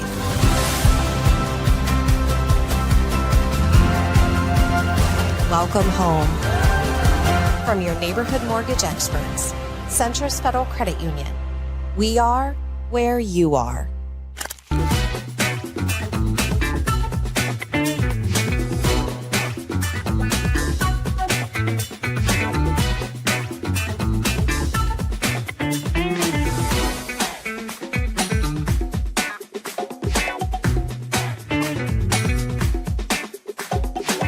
Yeah, it's been great. I mean, they're so knowledgeable. I think every day we're learning so much, and we just come in with the mindset like we're just going to absorb as much information as we can and try to get 1% better every single day.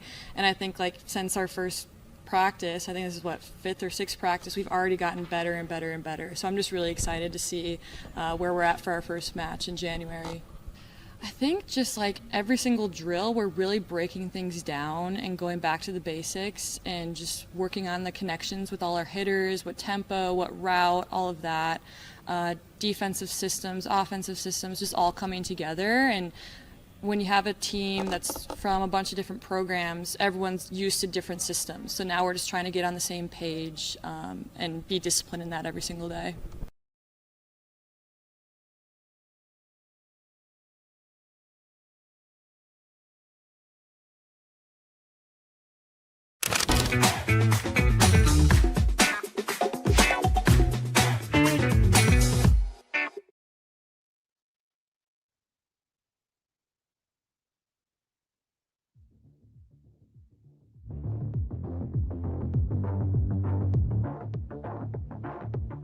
Welcome to Hurrdat Sports Live. I don't know if there's a certain stat. It's more when you see the amount of attempts and how like even it is, and then the stats of the people that aren't starters that come off the bench and their stats, how high they are. And a lot of times when you have people come in matches in tough times, or even if we're ahead, you know, they might make a couple errors because they're nervous, but those guys have crushed it every time they've come in. So I would say that is probably most important. But I just think the overall amount of attempts and the attempts our middles have, I think is something that we wanted to do in the spring and carry over to the fall, and we really executed that.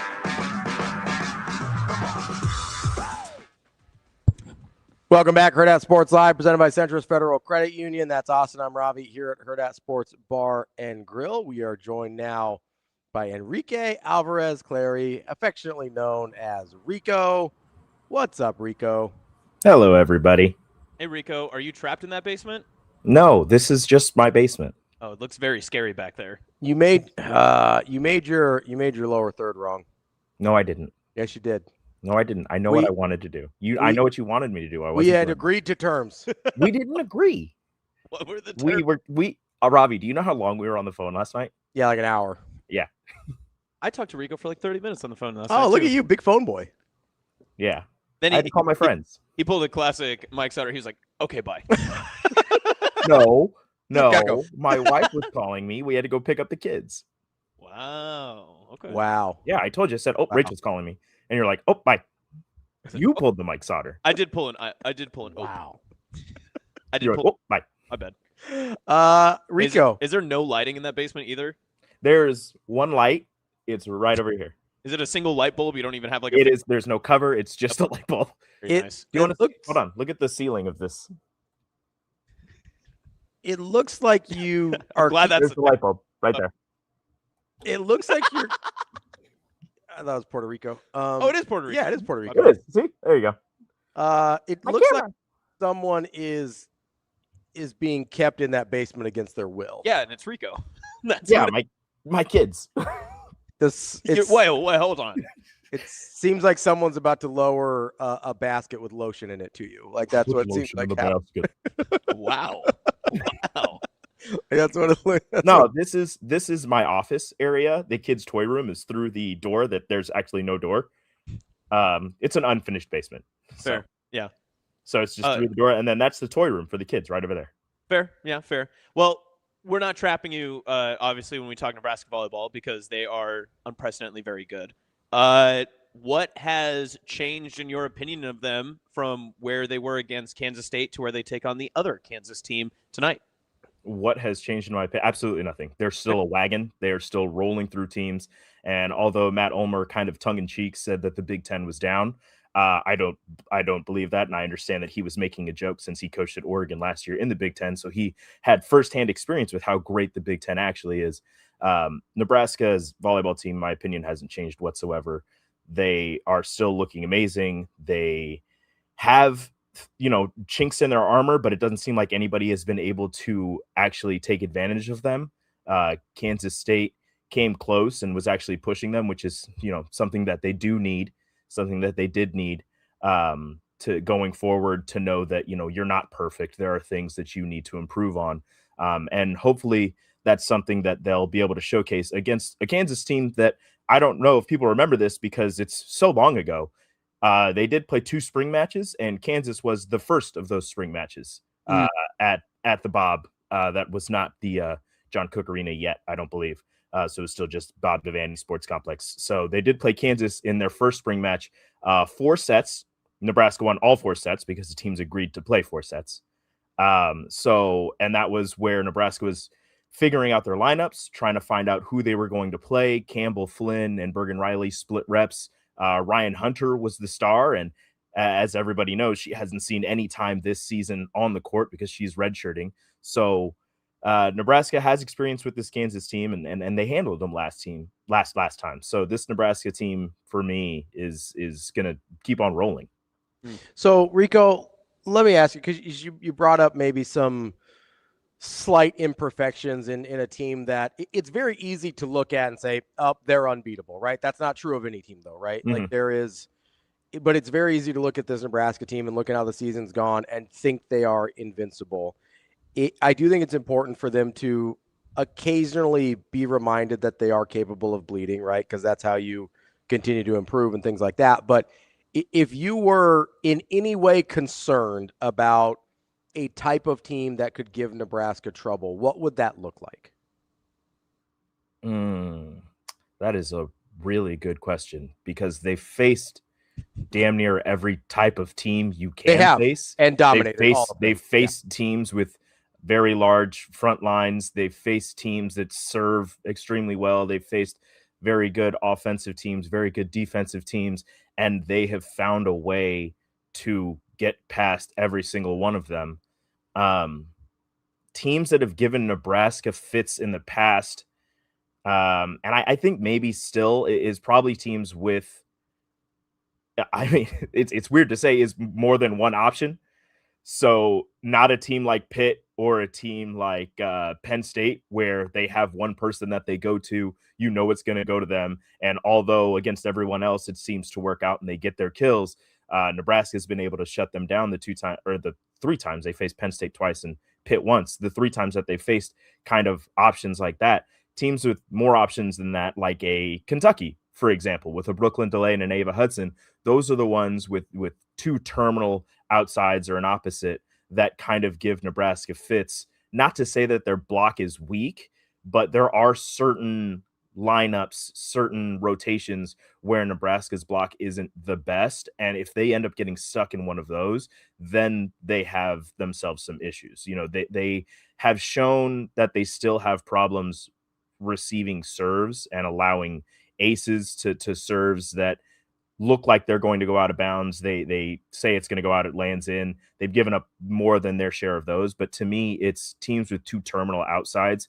And I know that that's kind of something that every team wishes they had, and every team that has that does really well. But those are the teams that Nebraska really seems to struggle against. But again, they haven't shown much trouble this season against those. So you brought up Kentucky. Are there any other teams that fit that bill for you that Nebraska could run into? Texas is kind of like that, but their other outside is a freshman. Okay. So you don't know how she'll react when the lights get brightest. They're still playing extremely well. SMU was like that, but they fell to Purdue in a pretty big upset. Yeah. So I really think that the biggest test for Nebraska, well, and then Wisconsin getting Charlie Furbringer back is going to be huge if they can make it out of there. If they get past Texas, Stanford and then Texas, that'll be another team that they'll have to contend with, even though they beat them earlier, but Charlie wasn't healthy at that time. But I think probably Texas and Kentucky are more than likely the biggest test for Nebraska that remain. Again, if they get past Kansas, if they get past the winner of Texas A&M and Louisville. And if Kentucky gets past Creighton. Yeah, and if Kentucky gets past Creighton. That's going to be a good match. Yeah. We'll talk Creighton here. I hope. I want to stick with the Huskers here because we got Kansas, and obviously you could peek ahead to what that next matchup could be. Is there any chance that because of who the opponent, again, could be for that next round, who it would be and who your coach is, all those factors, how it's been talked about, it's been brought up a couple of times, is there any chance Nebraska might have some troubles because they are peaking a little bit further ahead? I want to say no, but like you said, the storylines, and even though they Andy Jackson said she hasn't been on social media much, it doesn't really matter. Everybody's talking about it. Her teammates are talking about it. I mean, Danny went down to Runza on West O with the Louisville coaching staff and shut down the Runza. So she's enjoying her time with her former coworkers as they come to Lincoln. I want to say no, that they won't be looking ahead. They've shown the ability to take it one match, one set, 1 point at a time. But that Louisville match is played before them. If Louisville wins, they'll be sitting there like, okay, now we have to win this. So then obviously we want to make it to a championship. It's a national championship or bust for us, but we have to win this. So then Danny can face her former team and we can show that she made the right choice in coming here and what have you. So there's probably some looking ahead, but I think that this team is experienced enough and is hungry enough that they'll have the wherewithal to fight through and deal with Kansas. Rico, that's my next question then, because this Nebraska roster has been battle tested through the past 2 years of what they've been through. It's the younger roster from the national championship loss to Texas.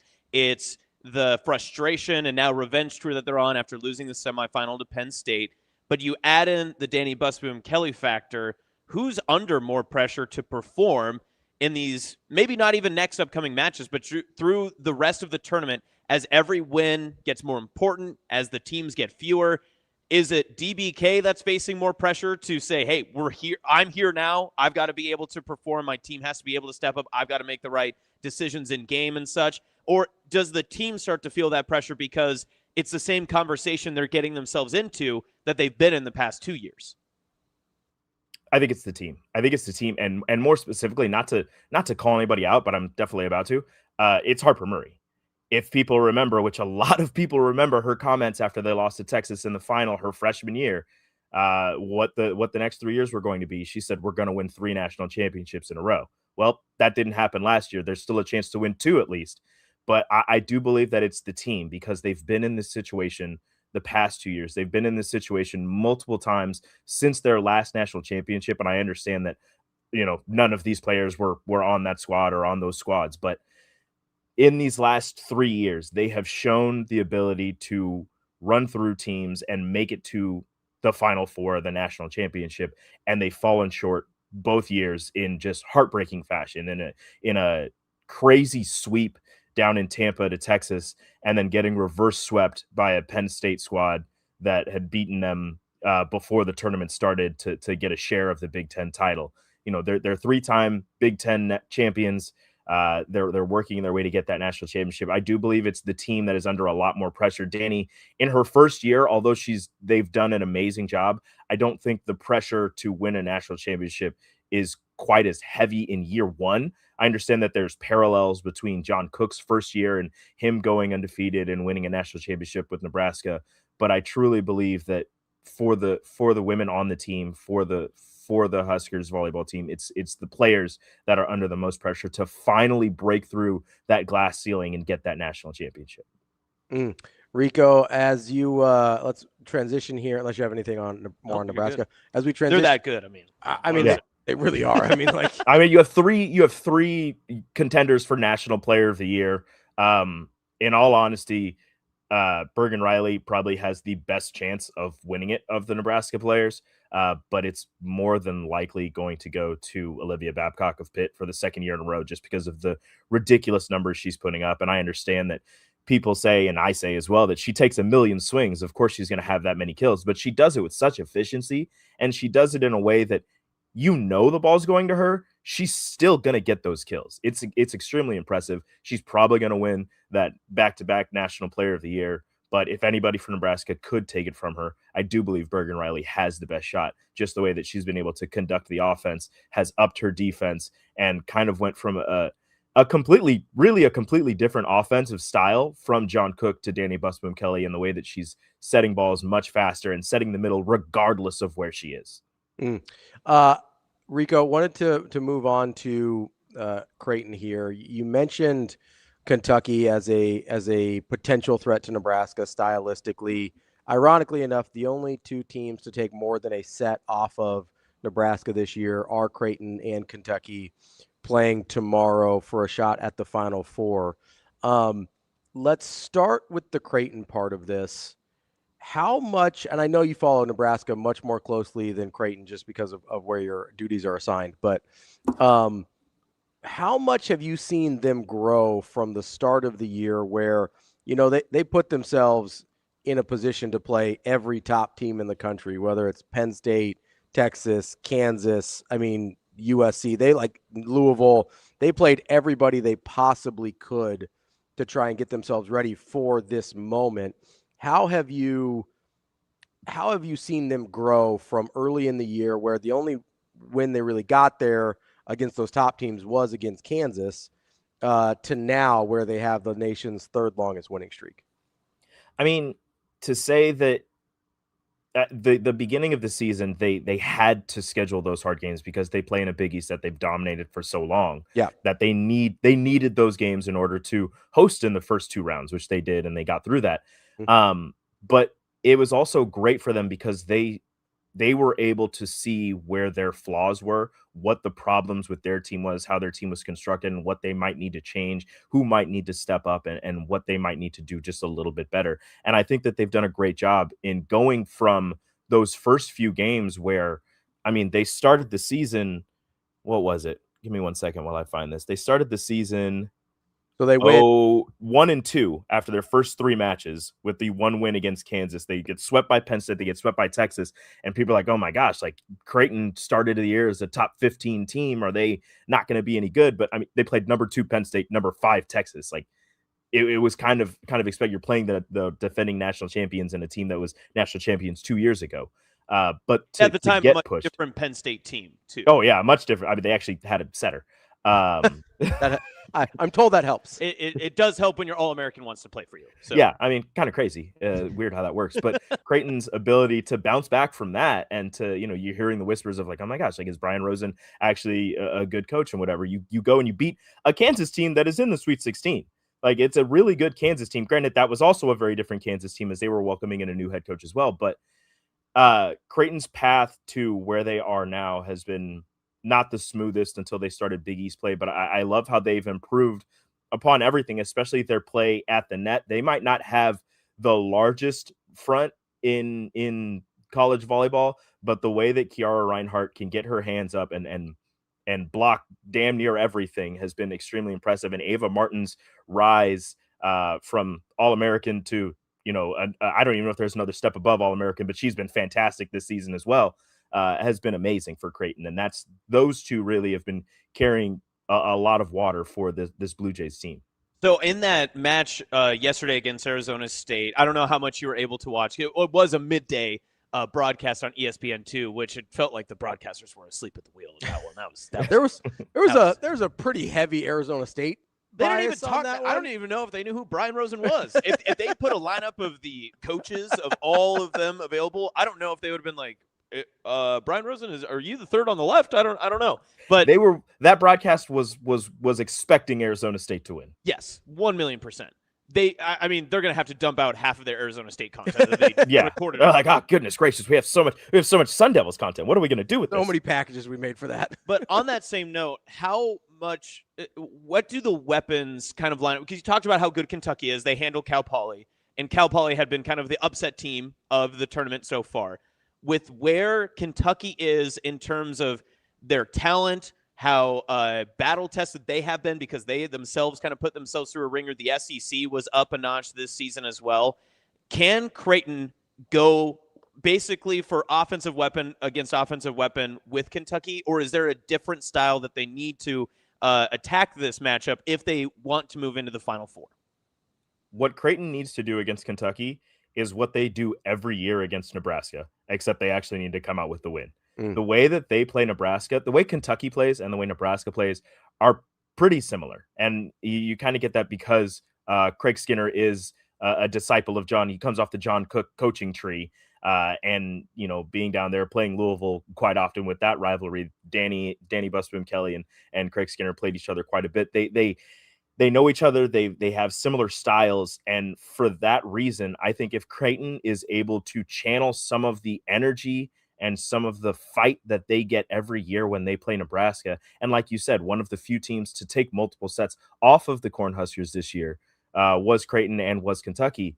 If they can channel some of that fight and some of that grit that they get when they get up for Nebraska, I think that they'll have a really good chance against Kentucky because they're similar, Nebraska and Kentucky, in the fact that they have extremely talented pin hitters, but Nebraska's middles are so much better than Kentucky's that I think if Creighton can find a way to exploit the middles for Kentucky, that they'll have a really good chance of getting past them. But again, you got to figure out a way first to slow down Ava Hudson and Brooklyn DeLay.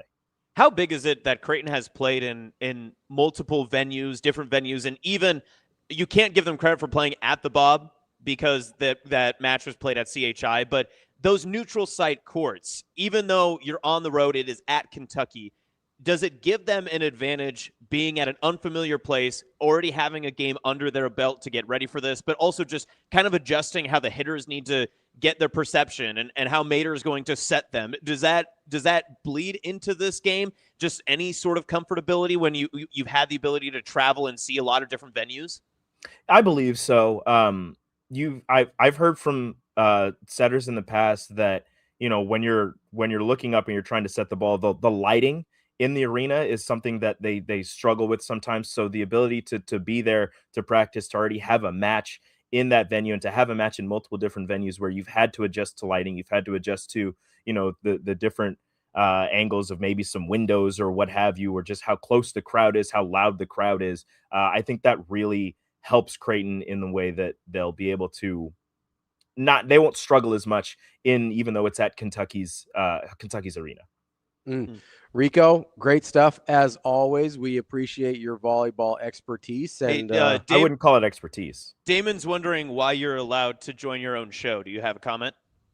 Damon's wondering why I'm allowed to join. Because, Damon, I'm amazing.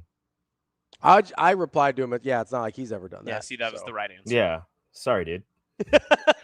Wow. My bad. I'm sorry. All right, Rico, good luck getting out of your Damon could if he wanted to. Why doesn't he? Why don't you? I think he's on a plane, so that's why I think.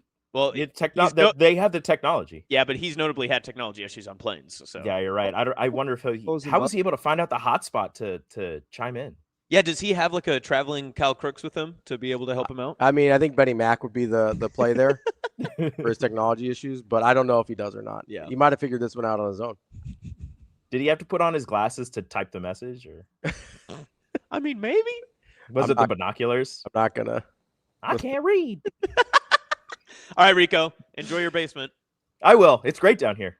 I'm gonna play some PlayStation while I'm listening to Evan Stone. Okay. Very nice. Could you maybe just work? Yeah, do your job. I'll consider it. Be a producer for once. I don't know. Oh, I'm sorry. How many clips did I get? I haven't looked. Not from this one. Absolutely none. I'm not going to clip myself. Yeah, you should clip this. Have you gotten clips out from your own segment? Yeah, yet? if you I've actually been working on it this whole time. That's really narcissistic if you do that.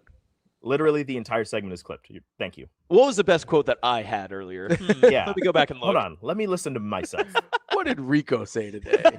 Oh, you can feel it. What is that? What in the world? Shane's got a bag of drops that we're not even aware of. You can feel it coming in the air tonight. Where is that from? Oh, it was when he had me do the. It was when he had me do the reads for the games earlier in the season. Nice. Nice. There you go. We miss those. Bring back football. Starts now. R.I.P. That's actually Evan Stone coming up next. Nebraska. Evan Stone starts now. Well, not quite. We got to take a break. Not now, but here shortly. Soon. Starts here after a commercial break. All right, Rico. Try to find some more light in your basement, and if anybody sends you down a basket of lotion, just don't do it, man. It's cool. I actually need lotion. My legs are pretty dry. Oh, all right. Well, never mind then. No comment. Rico, we'll talk to you later, buddy. Bye-bye. That is Enrique Alvarez-CLARY. Rico of Hurrdat Sports. Appreciate him joining us. Give a little volleyball talk. Yeah. Needed to get our little primer for the weekend. That's right. Great matches, coming up. But big matchup, Big Ten coming up soon too. Big matchup, Nebraska. What appears to maybe be their first test of the season against a ranked Illinois team on the road. We'll talk to Evan Stone coming up next. That's awesome. I'm Ravi. It's Hurrdat Sports Live. We haven't had a defensive identity all year, and everybody gets all rah-rah about our offense, but it's the other end of the floor that's caused us the trouble for the most part. And obviously tonight it was, credit to Nebraska. They beat us every way possible. There's not another facet in the game of basketball that they couldn't kick our rear end with. They did it all. They're playing well. Fred's doing a good job. I mean, when you got ranked mass kind of anchoring that and quarterbacking what they do offensively, it puts a lot of pressure on you. And when you're not connected defensively, when you're guarding individually instead of collectively as a team, they feast on that. Any good offensive team does.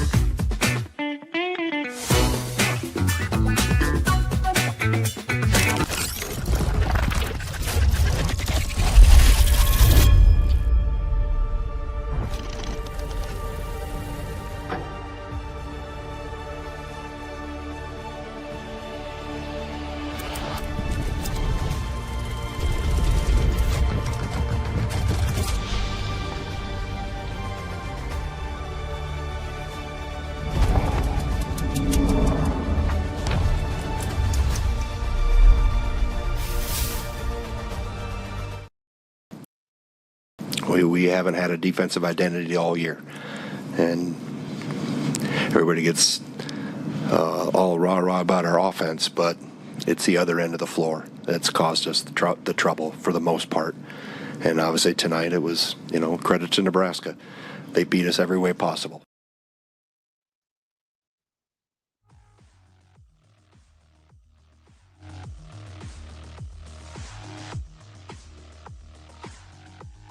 You're listening to Hurrdat Sports Live. Welcome back, Hurrdat Sports Live. That's awesome. I'm Ravi here at Hurrdat Sports Bar and Grill, reminding you, if you've got any auto body repair needs, Dingman's is the place to go. Go check them out, dingmans.com. You can find their 4 great Omaha area locations, as well as find out all the products and services they have to offer. What you will find is that they've been voted first place Best of Omaha for 20 straight years because they're locally and family owned and operated. They care about this place just as much as you do, and they care about taking care of you as well. Get over to dingmans.com for any of your auto body repair needs. For all of our Illinois needs, we talked to our guy, Evan Stone from 93.5 The Drive in Champaign. Stoney, what's up, bud? What's going on, guys? How we doing? Man, we're doing good. Where are you right now? Is that your basement? Yeah, I thought, if we're doing basement shows real quick, I might as well go ahead and show off my basement. Your lighting. Can you give us a tour quick? What's all going on behind you? Your lighting is much better than Rico's. You've got a lot of gas station Illinois signs behind you, I see. A lot of Illini, Swansea City, and then books for the kids. So, whoa, that is a stack. Yeah. Well, it's also, I didn't realize it'd be so much crotch angle, but we're doing we're doing pretty good right now. We're making it happen. All right, well, I appreciate that. So tell us a little bit about the Illinois basketball season so far. Obviously, they've got the 2 losses, but they're to 2 quality opponents in UConn and Alabama. Outside of that, they've got the quality win against Tennessee. I don't really know what to do with Ohio State yet. I guess we'll figure that out here in the coming weeks. But I guess start with what expectations were with this team. There are several new pieces. And then where has Illinois fallen short of those expectations and maybe exceeded those expectations so far in the season? Well, I think coming into this year, we weren't quite sure what to expect. I think this was a team that there were so many moving parts. There were so many new guys that were coming in. And I know, like we had talked last year, that team last year was very talented, but they were incredibly frustrating. Way more talented. Just the way that they played basketball, it was hunting matchups. It was one-on-one all the time. And you had 2 one-and-dones that are now in the pros. And it was disappointing when you came down the stretch and you couldn't make it past the second round of the NCAA tournament. This team coming in, there's a lot of talent, but it was kind of unknown talent because it was all coming from overseas. So you got guys from Croatia, from Serbia, from Montenegro, and they're playing, professional ball over there, but you don't know how that's going to translate. And so I'm going to be honest. I think this might be my favorite Brad Underwood team that Illinois has had since he's been here. Now they've been incredibly unhealthy. And so I think right now, for the very first time, you're starting to see guys who are getting in shape. You're starting to see guys that are able to run up and down the floor together. They kind of know what they're doing on the floor.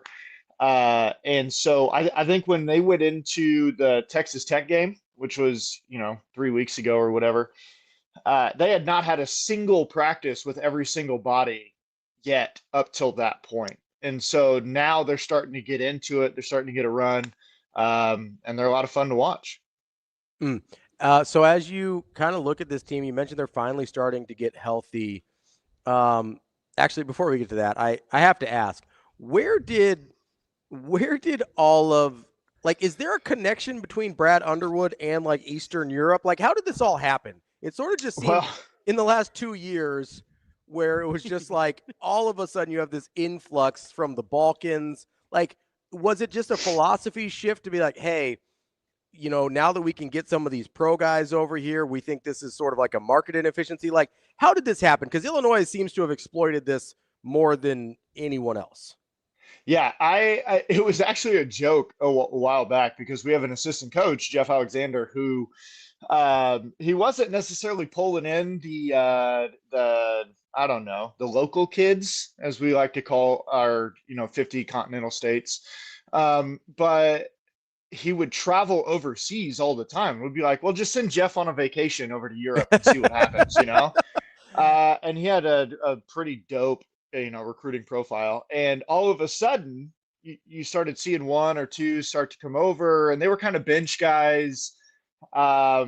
And then really last year when Kasparis came over and took off, that was kind of the moment. And I think what Coach Underwood saw is what the transfer portal has become, what NIL has become, the wild, wild west. And he saw an opportunity maybe not to be so deep in that and to actually tap into that international market.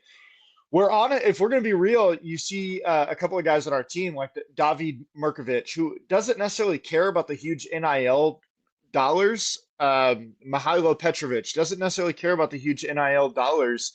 They care about an opportunity to make the league. Like they want to go to the NBA right now because they've already been paid to play basketball. And so now they see this as an opportunity after what Kasparis was able to do last year to come here and to go to the league.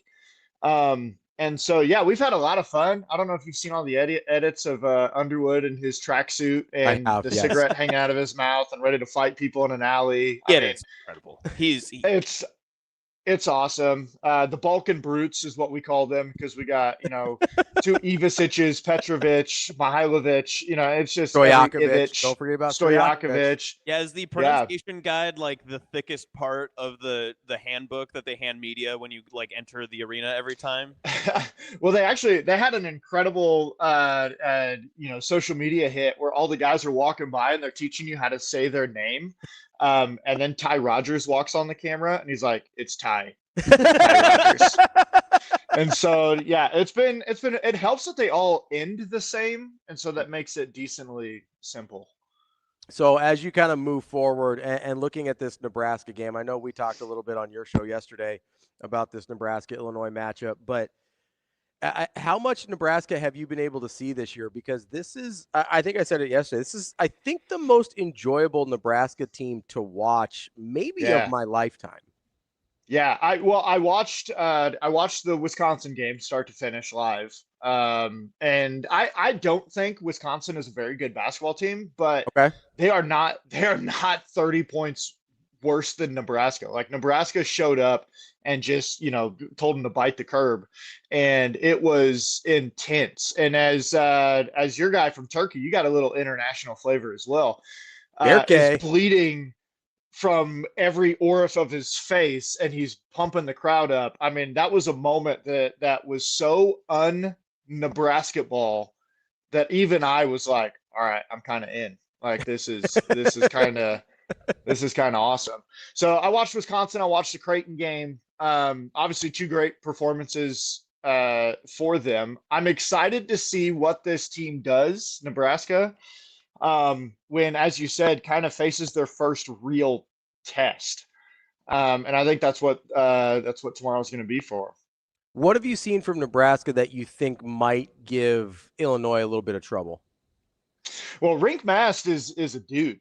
I mean, and he's a guy that can do it from almost anywhere on the floor. And it'll be very interesting to see what Illinois does against him, because they've done multiple different strategies to guard big guys who can go around the floor. So obviously they'll start with Tommy on him, Ivasic, who was here last year, and try and stretch the floor with him from there and try and keep him out of the post. But they've done everything from guarding the five this year. They've done everything from Tommy to his brother Z. They've thrown Benjamin Humrickhouse, who's more of a 3, a 4, stretch 4 on him, and all the way up to Kylan Boswell guarding a 5 guy. Texas Tech's coach called him a stump in his postgame. He said, I say that in the most positive way possible. You can call someone a stump. That's Kylan Boswell, because that boy thick.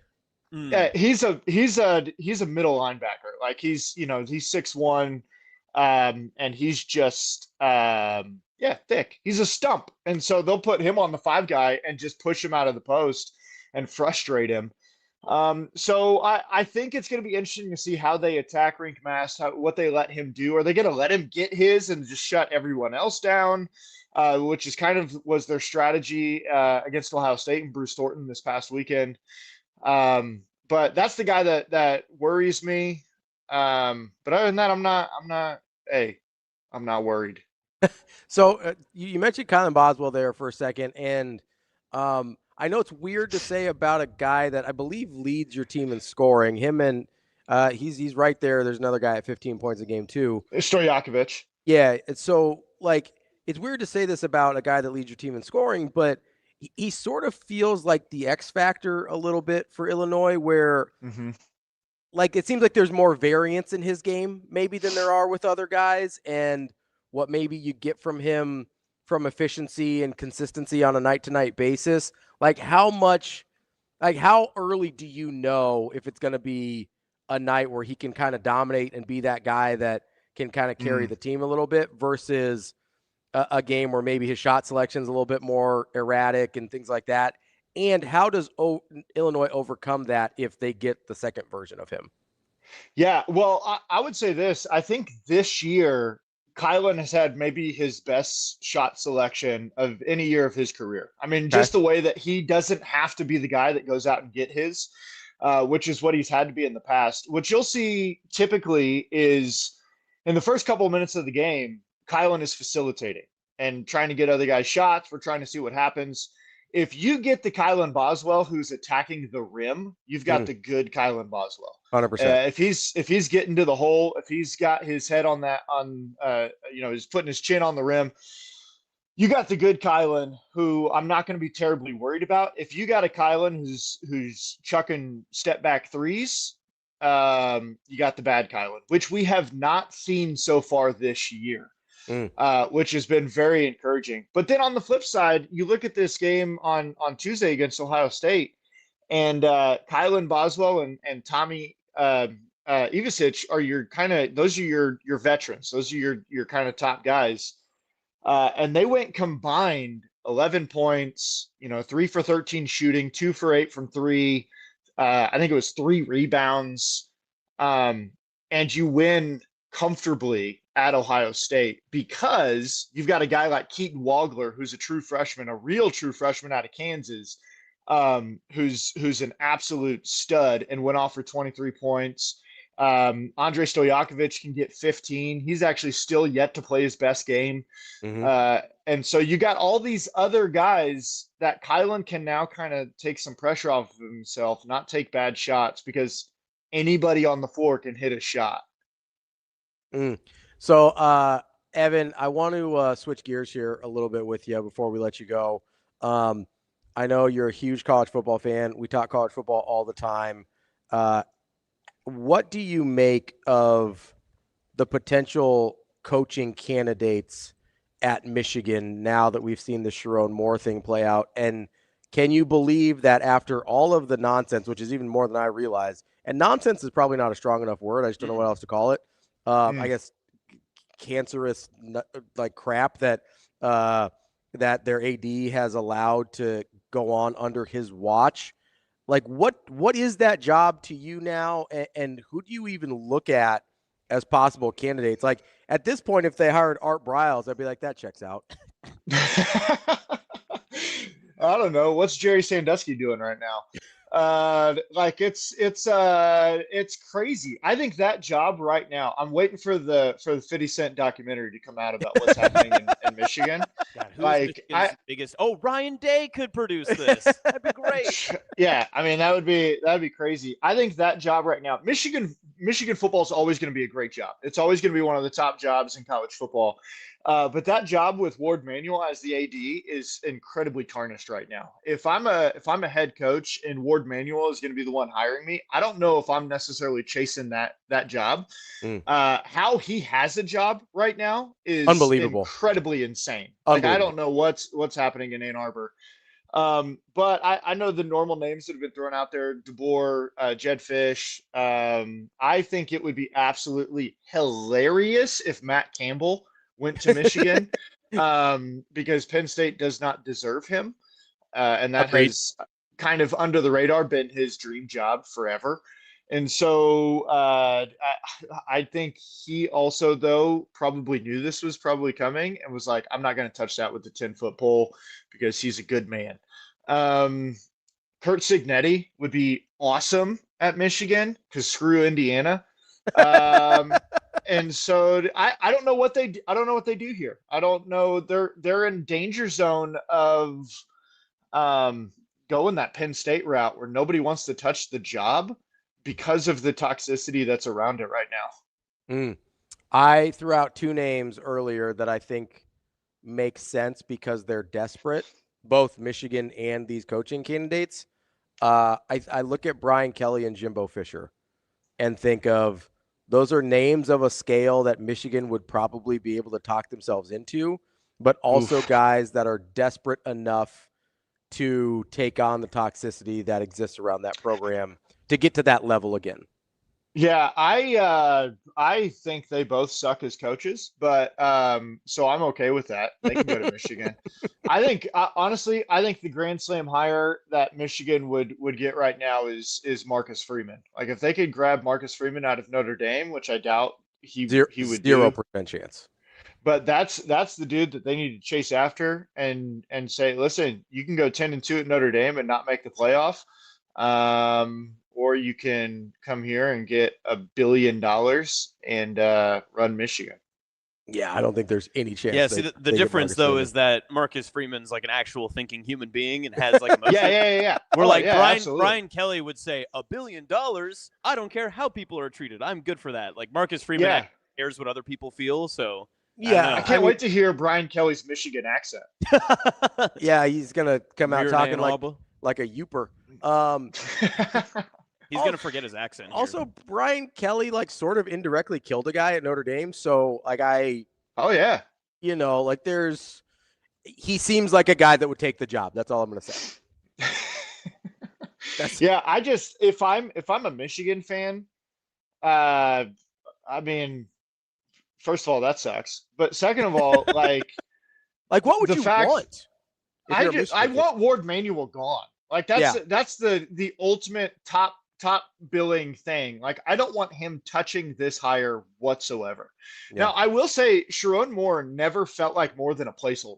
Like he never felt like he was the guy that was gonna like lead Michigan long term. Mm-hmm. And so you know Shefty was out. Adam Schefter was doing his press tour the other day about we got to hear Sherrone's side of the story. Do we? And I don't think we do actually. But I would not be surprised if Ward Manuel, set this whole thing up as a honey pot sting operation to get Sherrone Moore gone.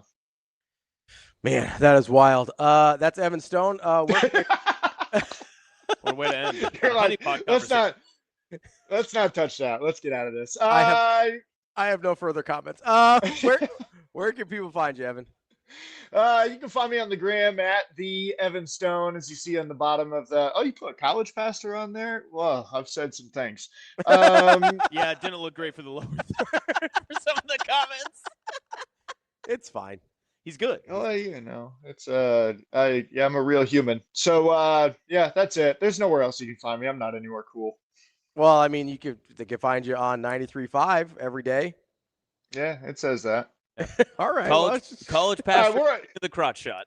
Evan Stone. Yeah, as I'm wearing pants though. It's not like I showed up like not wearing pants. I just didn't know. This is like I don't know. I could have done this, I guess, but now I'm looking.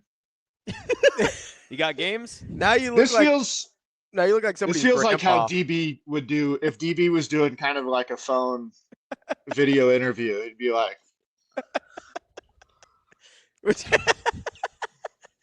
Yeah. See, DB's he's gonna text you. He's gonna be mad at you now. Strays. Hey, listen. DB doesn't respond to all my texts anymore, so it's fine.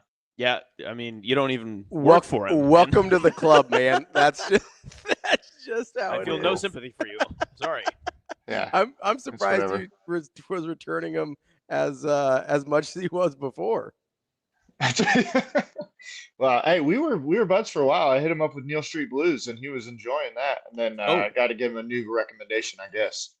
There you go. Evan, we appreciate it as always. Enjoy the game this weekend. Are you going? Yep, I'll be there. Do you want a prediction? Yeah, let's get it. What do we got? Yeah, Illinois by 1 million, in my Okay. unbiased All right, opinion. All right. So This is why DB doesn't text you back. hey, listen, Nebraska, they're coming here for wrestling, man. Y'all coming out? No, I'm not. All right. I do need to come out and see you though. We'll try and figure something out this summer. Yeah, that'd be good. I'm not coming in the winter. I'm not doing that. Yeah, dude. I just shoveled the driveway. But, at least Fitty's not mad at me, so I can't complain about nothing. Is there anybody worse to have a grudge against you than Fitty said? Dude, that guy's Potentially hilarious. Potentially Ryan Day. We don't know. We don't know yet. Yeah. We don't know. Evan, We don't we'll talk to you later. We appreciate you as always. Enjoy the game tomorrow, all right? See you guys. That is Evan Stone from 93.5 The Drive in Champaign. We're going to take a quick break here, and then we will get to Bet on It, brought to you by Warhorse Sportsbook and Casino. That's Austin. I'm Ravi. More Hurrdat Sports Live coming up next. We haven't had a defensive identity all year, and everybody gets all rah-rah about our offense, but it's the other end of the floor that's caused us the trouble for the most part. And obviously tonight it was, credit to Nebraska. They beat us every way possible. There's not another facet in the game of basketball that they couldn't kick our rear end with. They did it all. They're playing well. Fred's doing a good job. I mean, when you got ranked mass kind of anchoring that and quarterbacking what they do offensively, it puts a lot of pressure on you. And when you're not connected defensively, when you're guarding individually instead of collectively as a team, they feast on that. Any good offensive team does.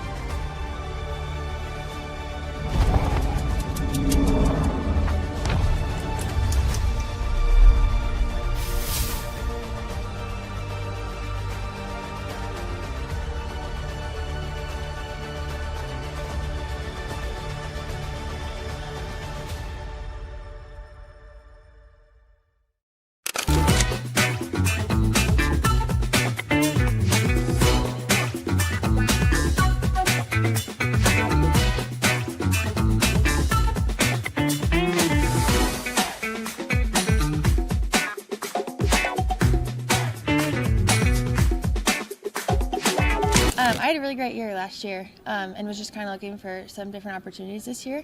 The free agency process was kind of crazy. That day or two that it all kind of happened. I just had a lot of conversations with my parents, my now husband, and they kind of were like trying not to tell me this, but I could tell they were like, this is kind of an obvious choice. And looking back, like it kind of was an obvious choice. I mean, I'm in my hometown, with the closest people that I know. The fan base here is obviously incredible. And then I was really excited about the coaching staff. And then also as players started to sign and I kind of saw what this team was going to be, I got more and more excited about playing with these girls. So yeah, it was kind of an obvious choice at the end of the day.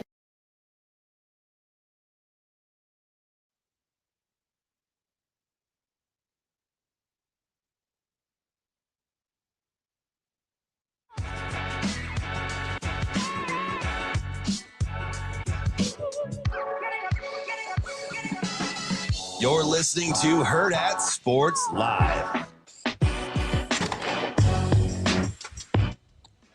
Welcome back, Hurrdat Sports Live. That's Austin. I'm Ravi here at Hurrdat Sports Bar and Grill. It is time for Bet On It, brought to you by War Horse Casino and Sportsbook, the best place in Nebraska to place your sports bets. And not just your sports bets. They got table games. They've got slots, whatever you want to do. They also, they got a restaurant out there. They got the ale house. Restaurant. No, you get some food. Man, make a whole evening out of it. Lincoln or Omaha locations. Listen, we live in Nebraska. You got to drive to make your bet anyway, right? What? You have to. That's just what happens. Stay in Nebraska, all right? Don't be a loser.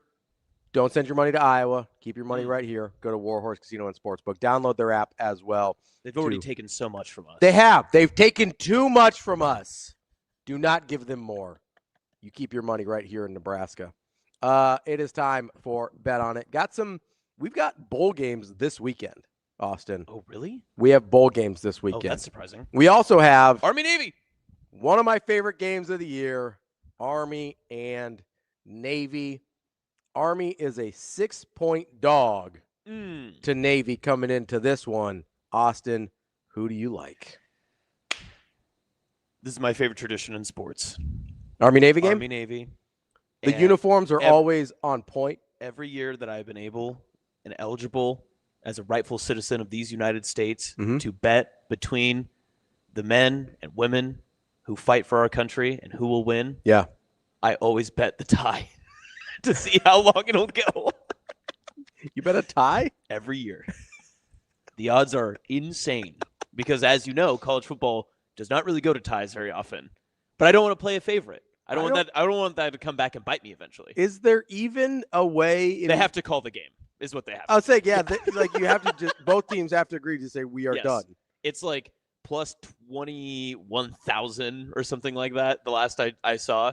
If you put $100 on that every year, one of these years. One time. One of these years. You only got to hit it once. We're going to have a great wedding if it hits this year. You only got to hit it once. No, so realistically in this game, this is the truest form of rivalry game outside of really like even the Iron Bowl where the spread usually doesn't matter. Yeah. Sometimes there is such a discrepancy between the two teams. 6.5 is a lot for a game like this. You're basically saying one entire possession is going to go one way or the other. I think it is a one possession game. Because of that, I think I like Army. Yeah, I think I'm a big Jeff Monken guy. Yes. Love Jeff Monken. Notably.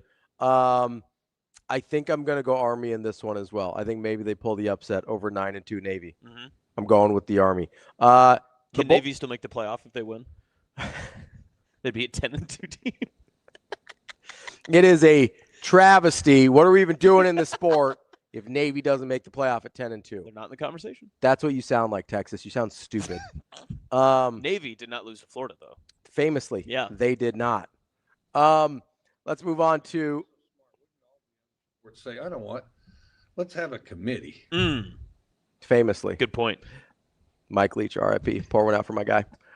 Boise State. Get us a committee. 10-point dog to Washington in the first bowl game of the season. I like Washington. I've liked Washington all year. I think that they have dramatically underperformed. You look at some of these games and just the numbers and such, and they don't really make sense to you when you look in terms of like the logos and who you think would represent. Always a big opportunity for an underdog to really upset a spread. I just like Washington too much. I'm going with Washington as well. I do wonder a little bit. There's maybe a little Jedfish distraction with the Michigan job out there. Maybe. But I do think they're the better team. I'm going to go.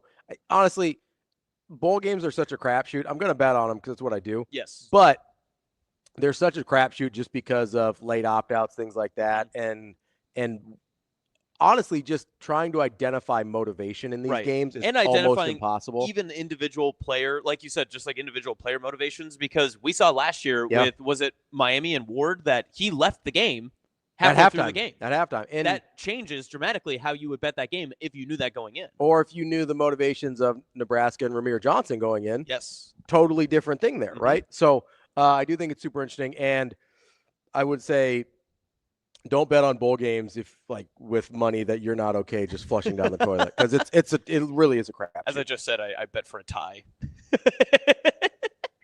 To each their own. Yes. I do want to stick with one. I want to move to the NFL here. Stick with football. Okay, Move to the NFL. Yep.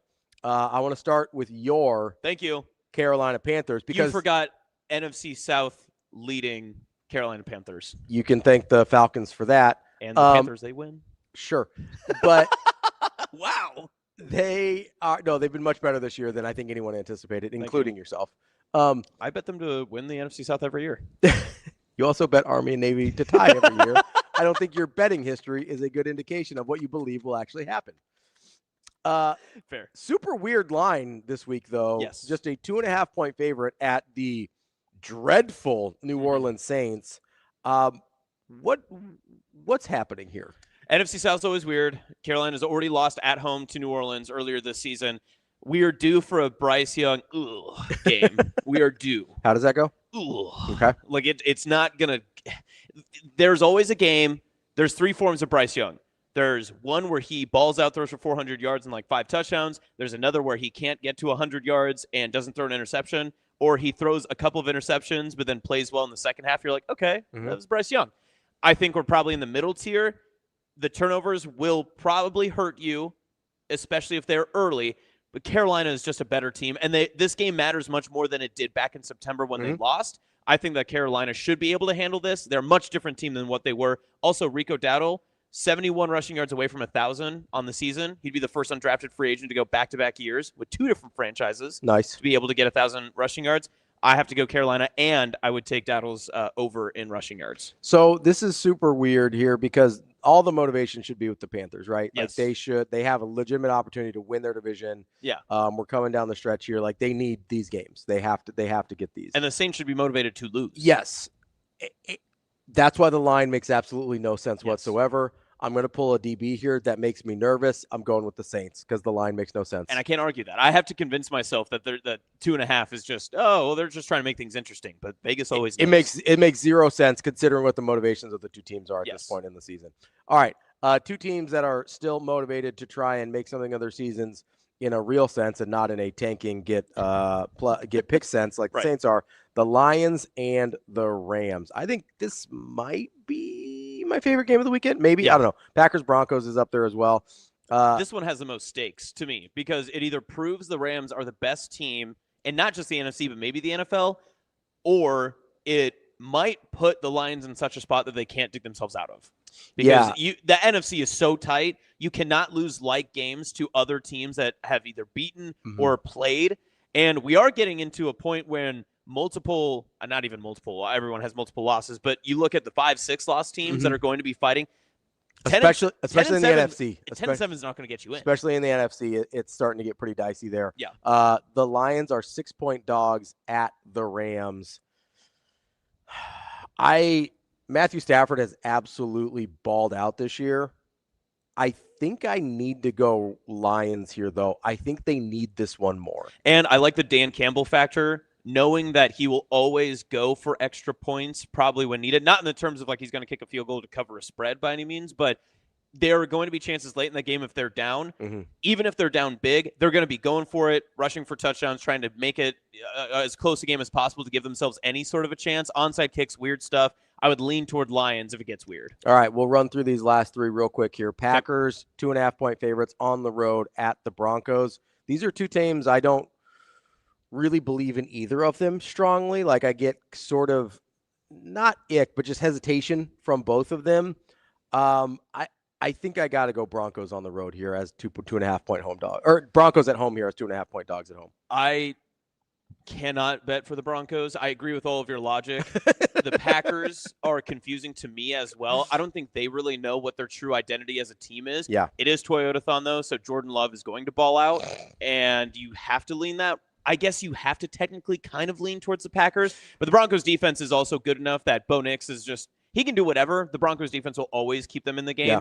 2.5 is not enough for me to feel like, okay, Broncos can keep it that close. I think Packers cover. So another line that makes absolutely zero sense is the Chargers as 5.5-point dogs at KC. Kansas City has to win this game or they are, I think, eliminated from playoff contention. Yes. Or next to it, basically. The Chargers are better. They're just better than Kansas City. This is another one of those where the line makes zero sense, but because I have no logical consistency, I'm actually not going to trust Vegas on this one. I think the Chiefs are cooked. Like I think they have not given up, but I think they understand that this season is not going to go the way they wanted or needed it to. I've got the Chargers here as 5.5-point dogs. It's going to come down to their last game of the year because they're playing the Raiders to whether or not they're going to make it into the playoffs. Wow, Raiders. That's just the way it's going to happen. Justin Herbert is banged up. He's obviously got the hand issue. Maybe that's more of an issue. We've got Amarion Hampton back. That is true. More of an issue than what we know of, too. I'm going to go Chiefs on this because Chiefs, their last life on the line. And there's also something, Chiefs have always somehow found a way when they're in December that they can kind of corral some of the AFC West a little bit. So maybe they just have that bit of an advantage. I'll go Chiefs just because they are the favorite. 6.5 seems like a lot, but I still feel like I have to lean towards the Chiefs just because of everything else that goes into it. All right, great game here in the AFC East. Bills are 1.5-point favorites at the Patriots. I just think the Patriots are good. Yeah. And I think they're going to win this game. So I don't have like a ton of logical reasoning here. I just think the Patriots are good this year. Two things can be true. The Patriots could have an easy schedule, and they could also be good. Yeah. Correct. And I think that the Patriots are a much better matchup and entirely a better team, and they actually know their winning formula for the season better than Buffalo knows it at this point, because Buffalo has just basically said, Josh Allen, please save us at different opportunities this year. Did it last week against the Bengals. I don't know if he can do it again because Vrabel's ability as a coach to squeeze you out of time to make game-saving plays is very significant. And New England has the perfect offensive setup for that. May doesn't make a lot of mistakes. I feel like you have to lean towards the Patriots until they prove otherwise. There you go. That is Bet On It, brought to you by Warhorse Casino and Sportsbook. Make sure you get out there, download their app as well. They've got locations in Lincoln and in Omaha. It's the best place to place your sports bets anywhere around here. Don't you dare cross that river. Don't you do it.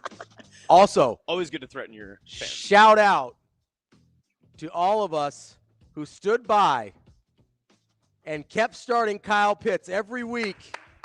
All of you steadfast fantasy owners who sat there and saw him quadruple his touchdown total on the season in one night, who were steadfast and believed that eventually this day would come. Congratulations to you, Kyle Pitts fantasy owners. I started him in 2 leagues this week, and I think I'm going to win. Thank you for putting the Panthers in first place. Thank you. Thank you for your service, Kyle. Thank you, Kyle Pitts, and thank you, fantasy owners. That's Hurrdat Sports Live. We'll be back on Monday. See you. Have a good day. Love you.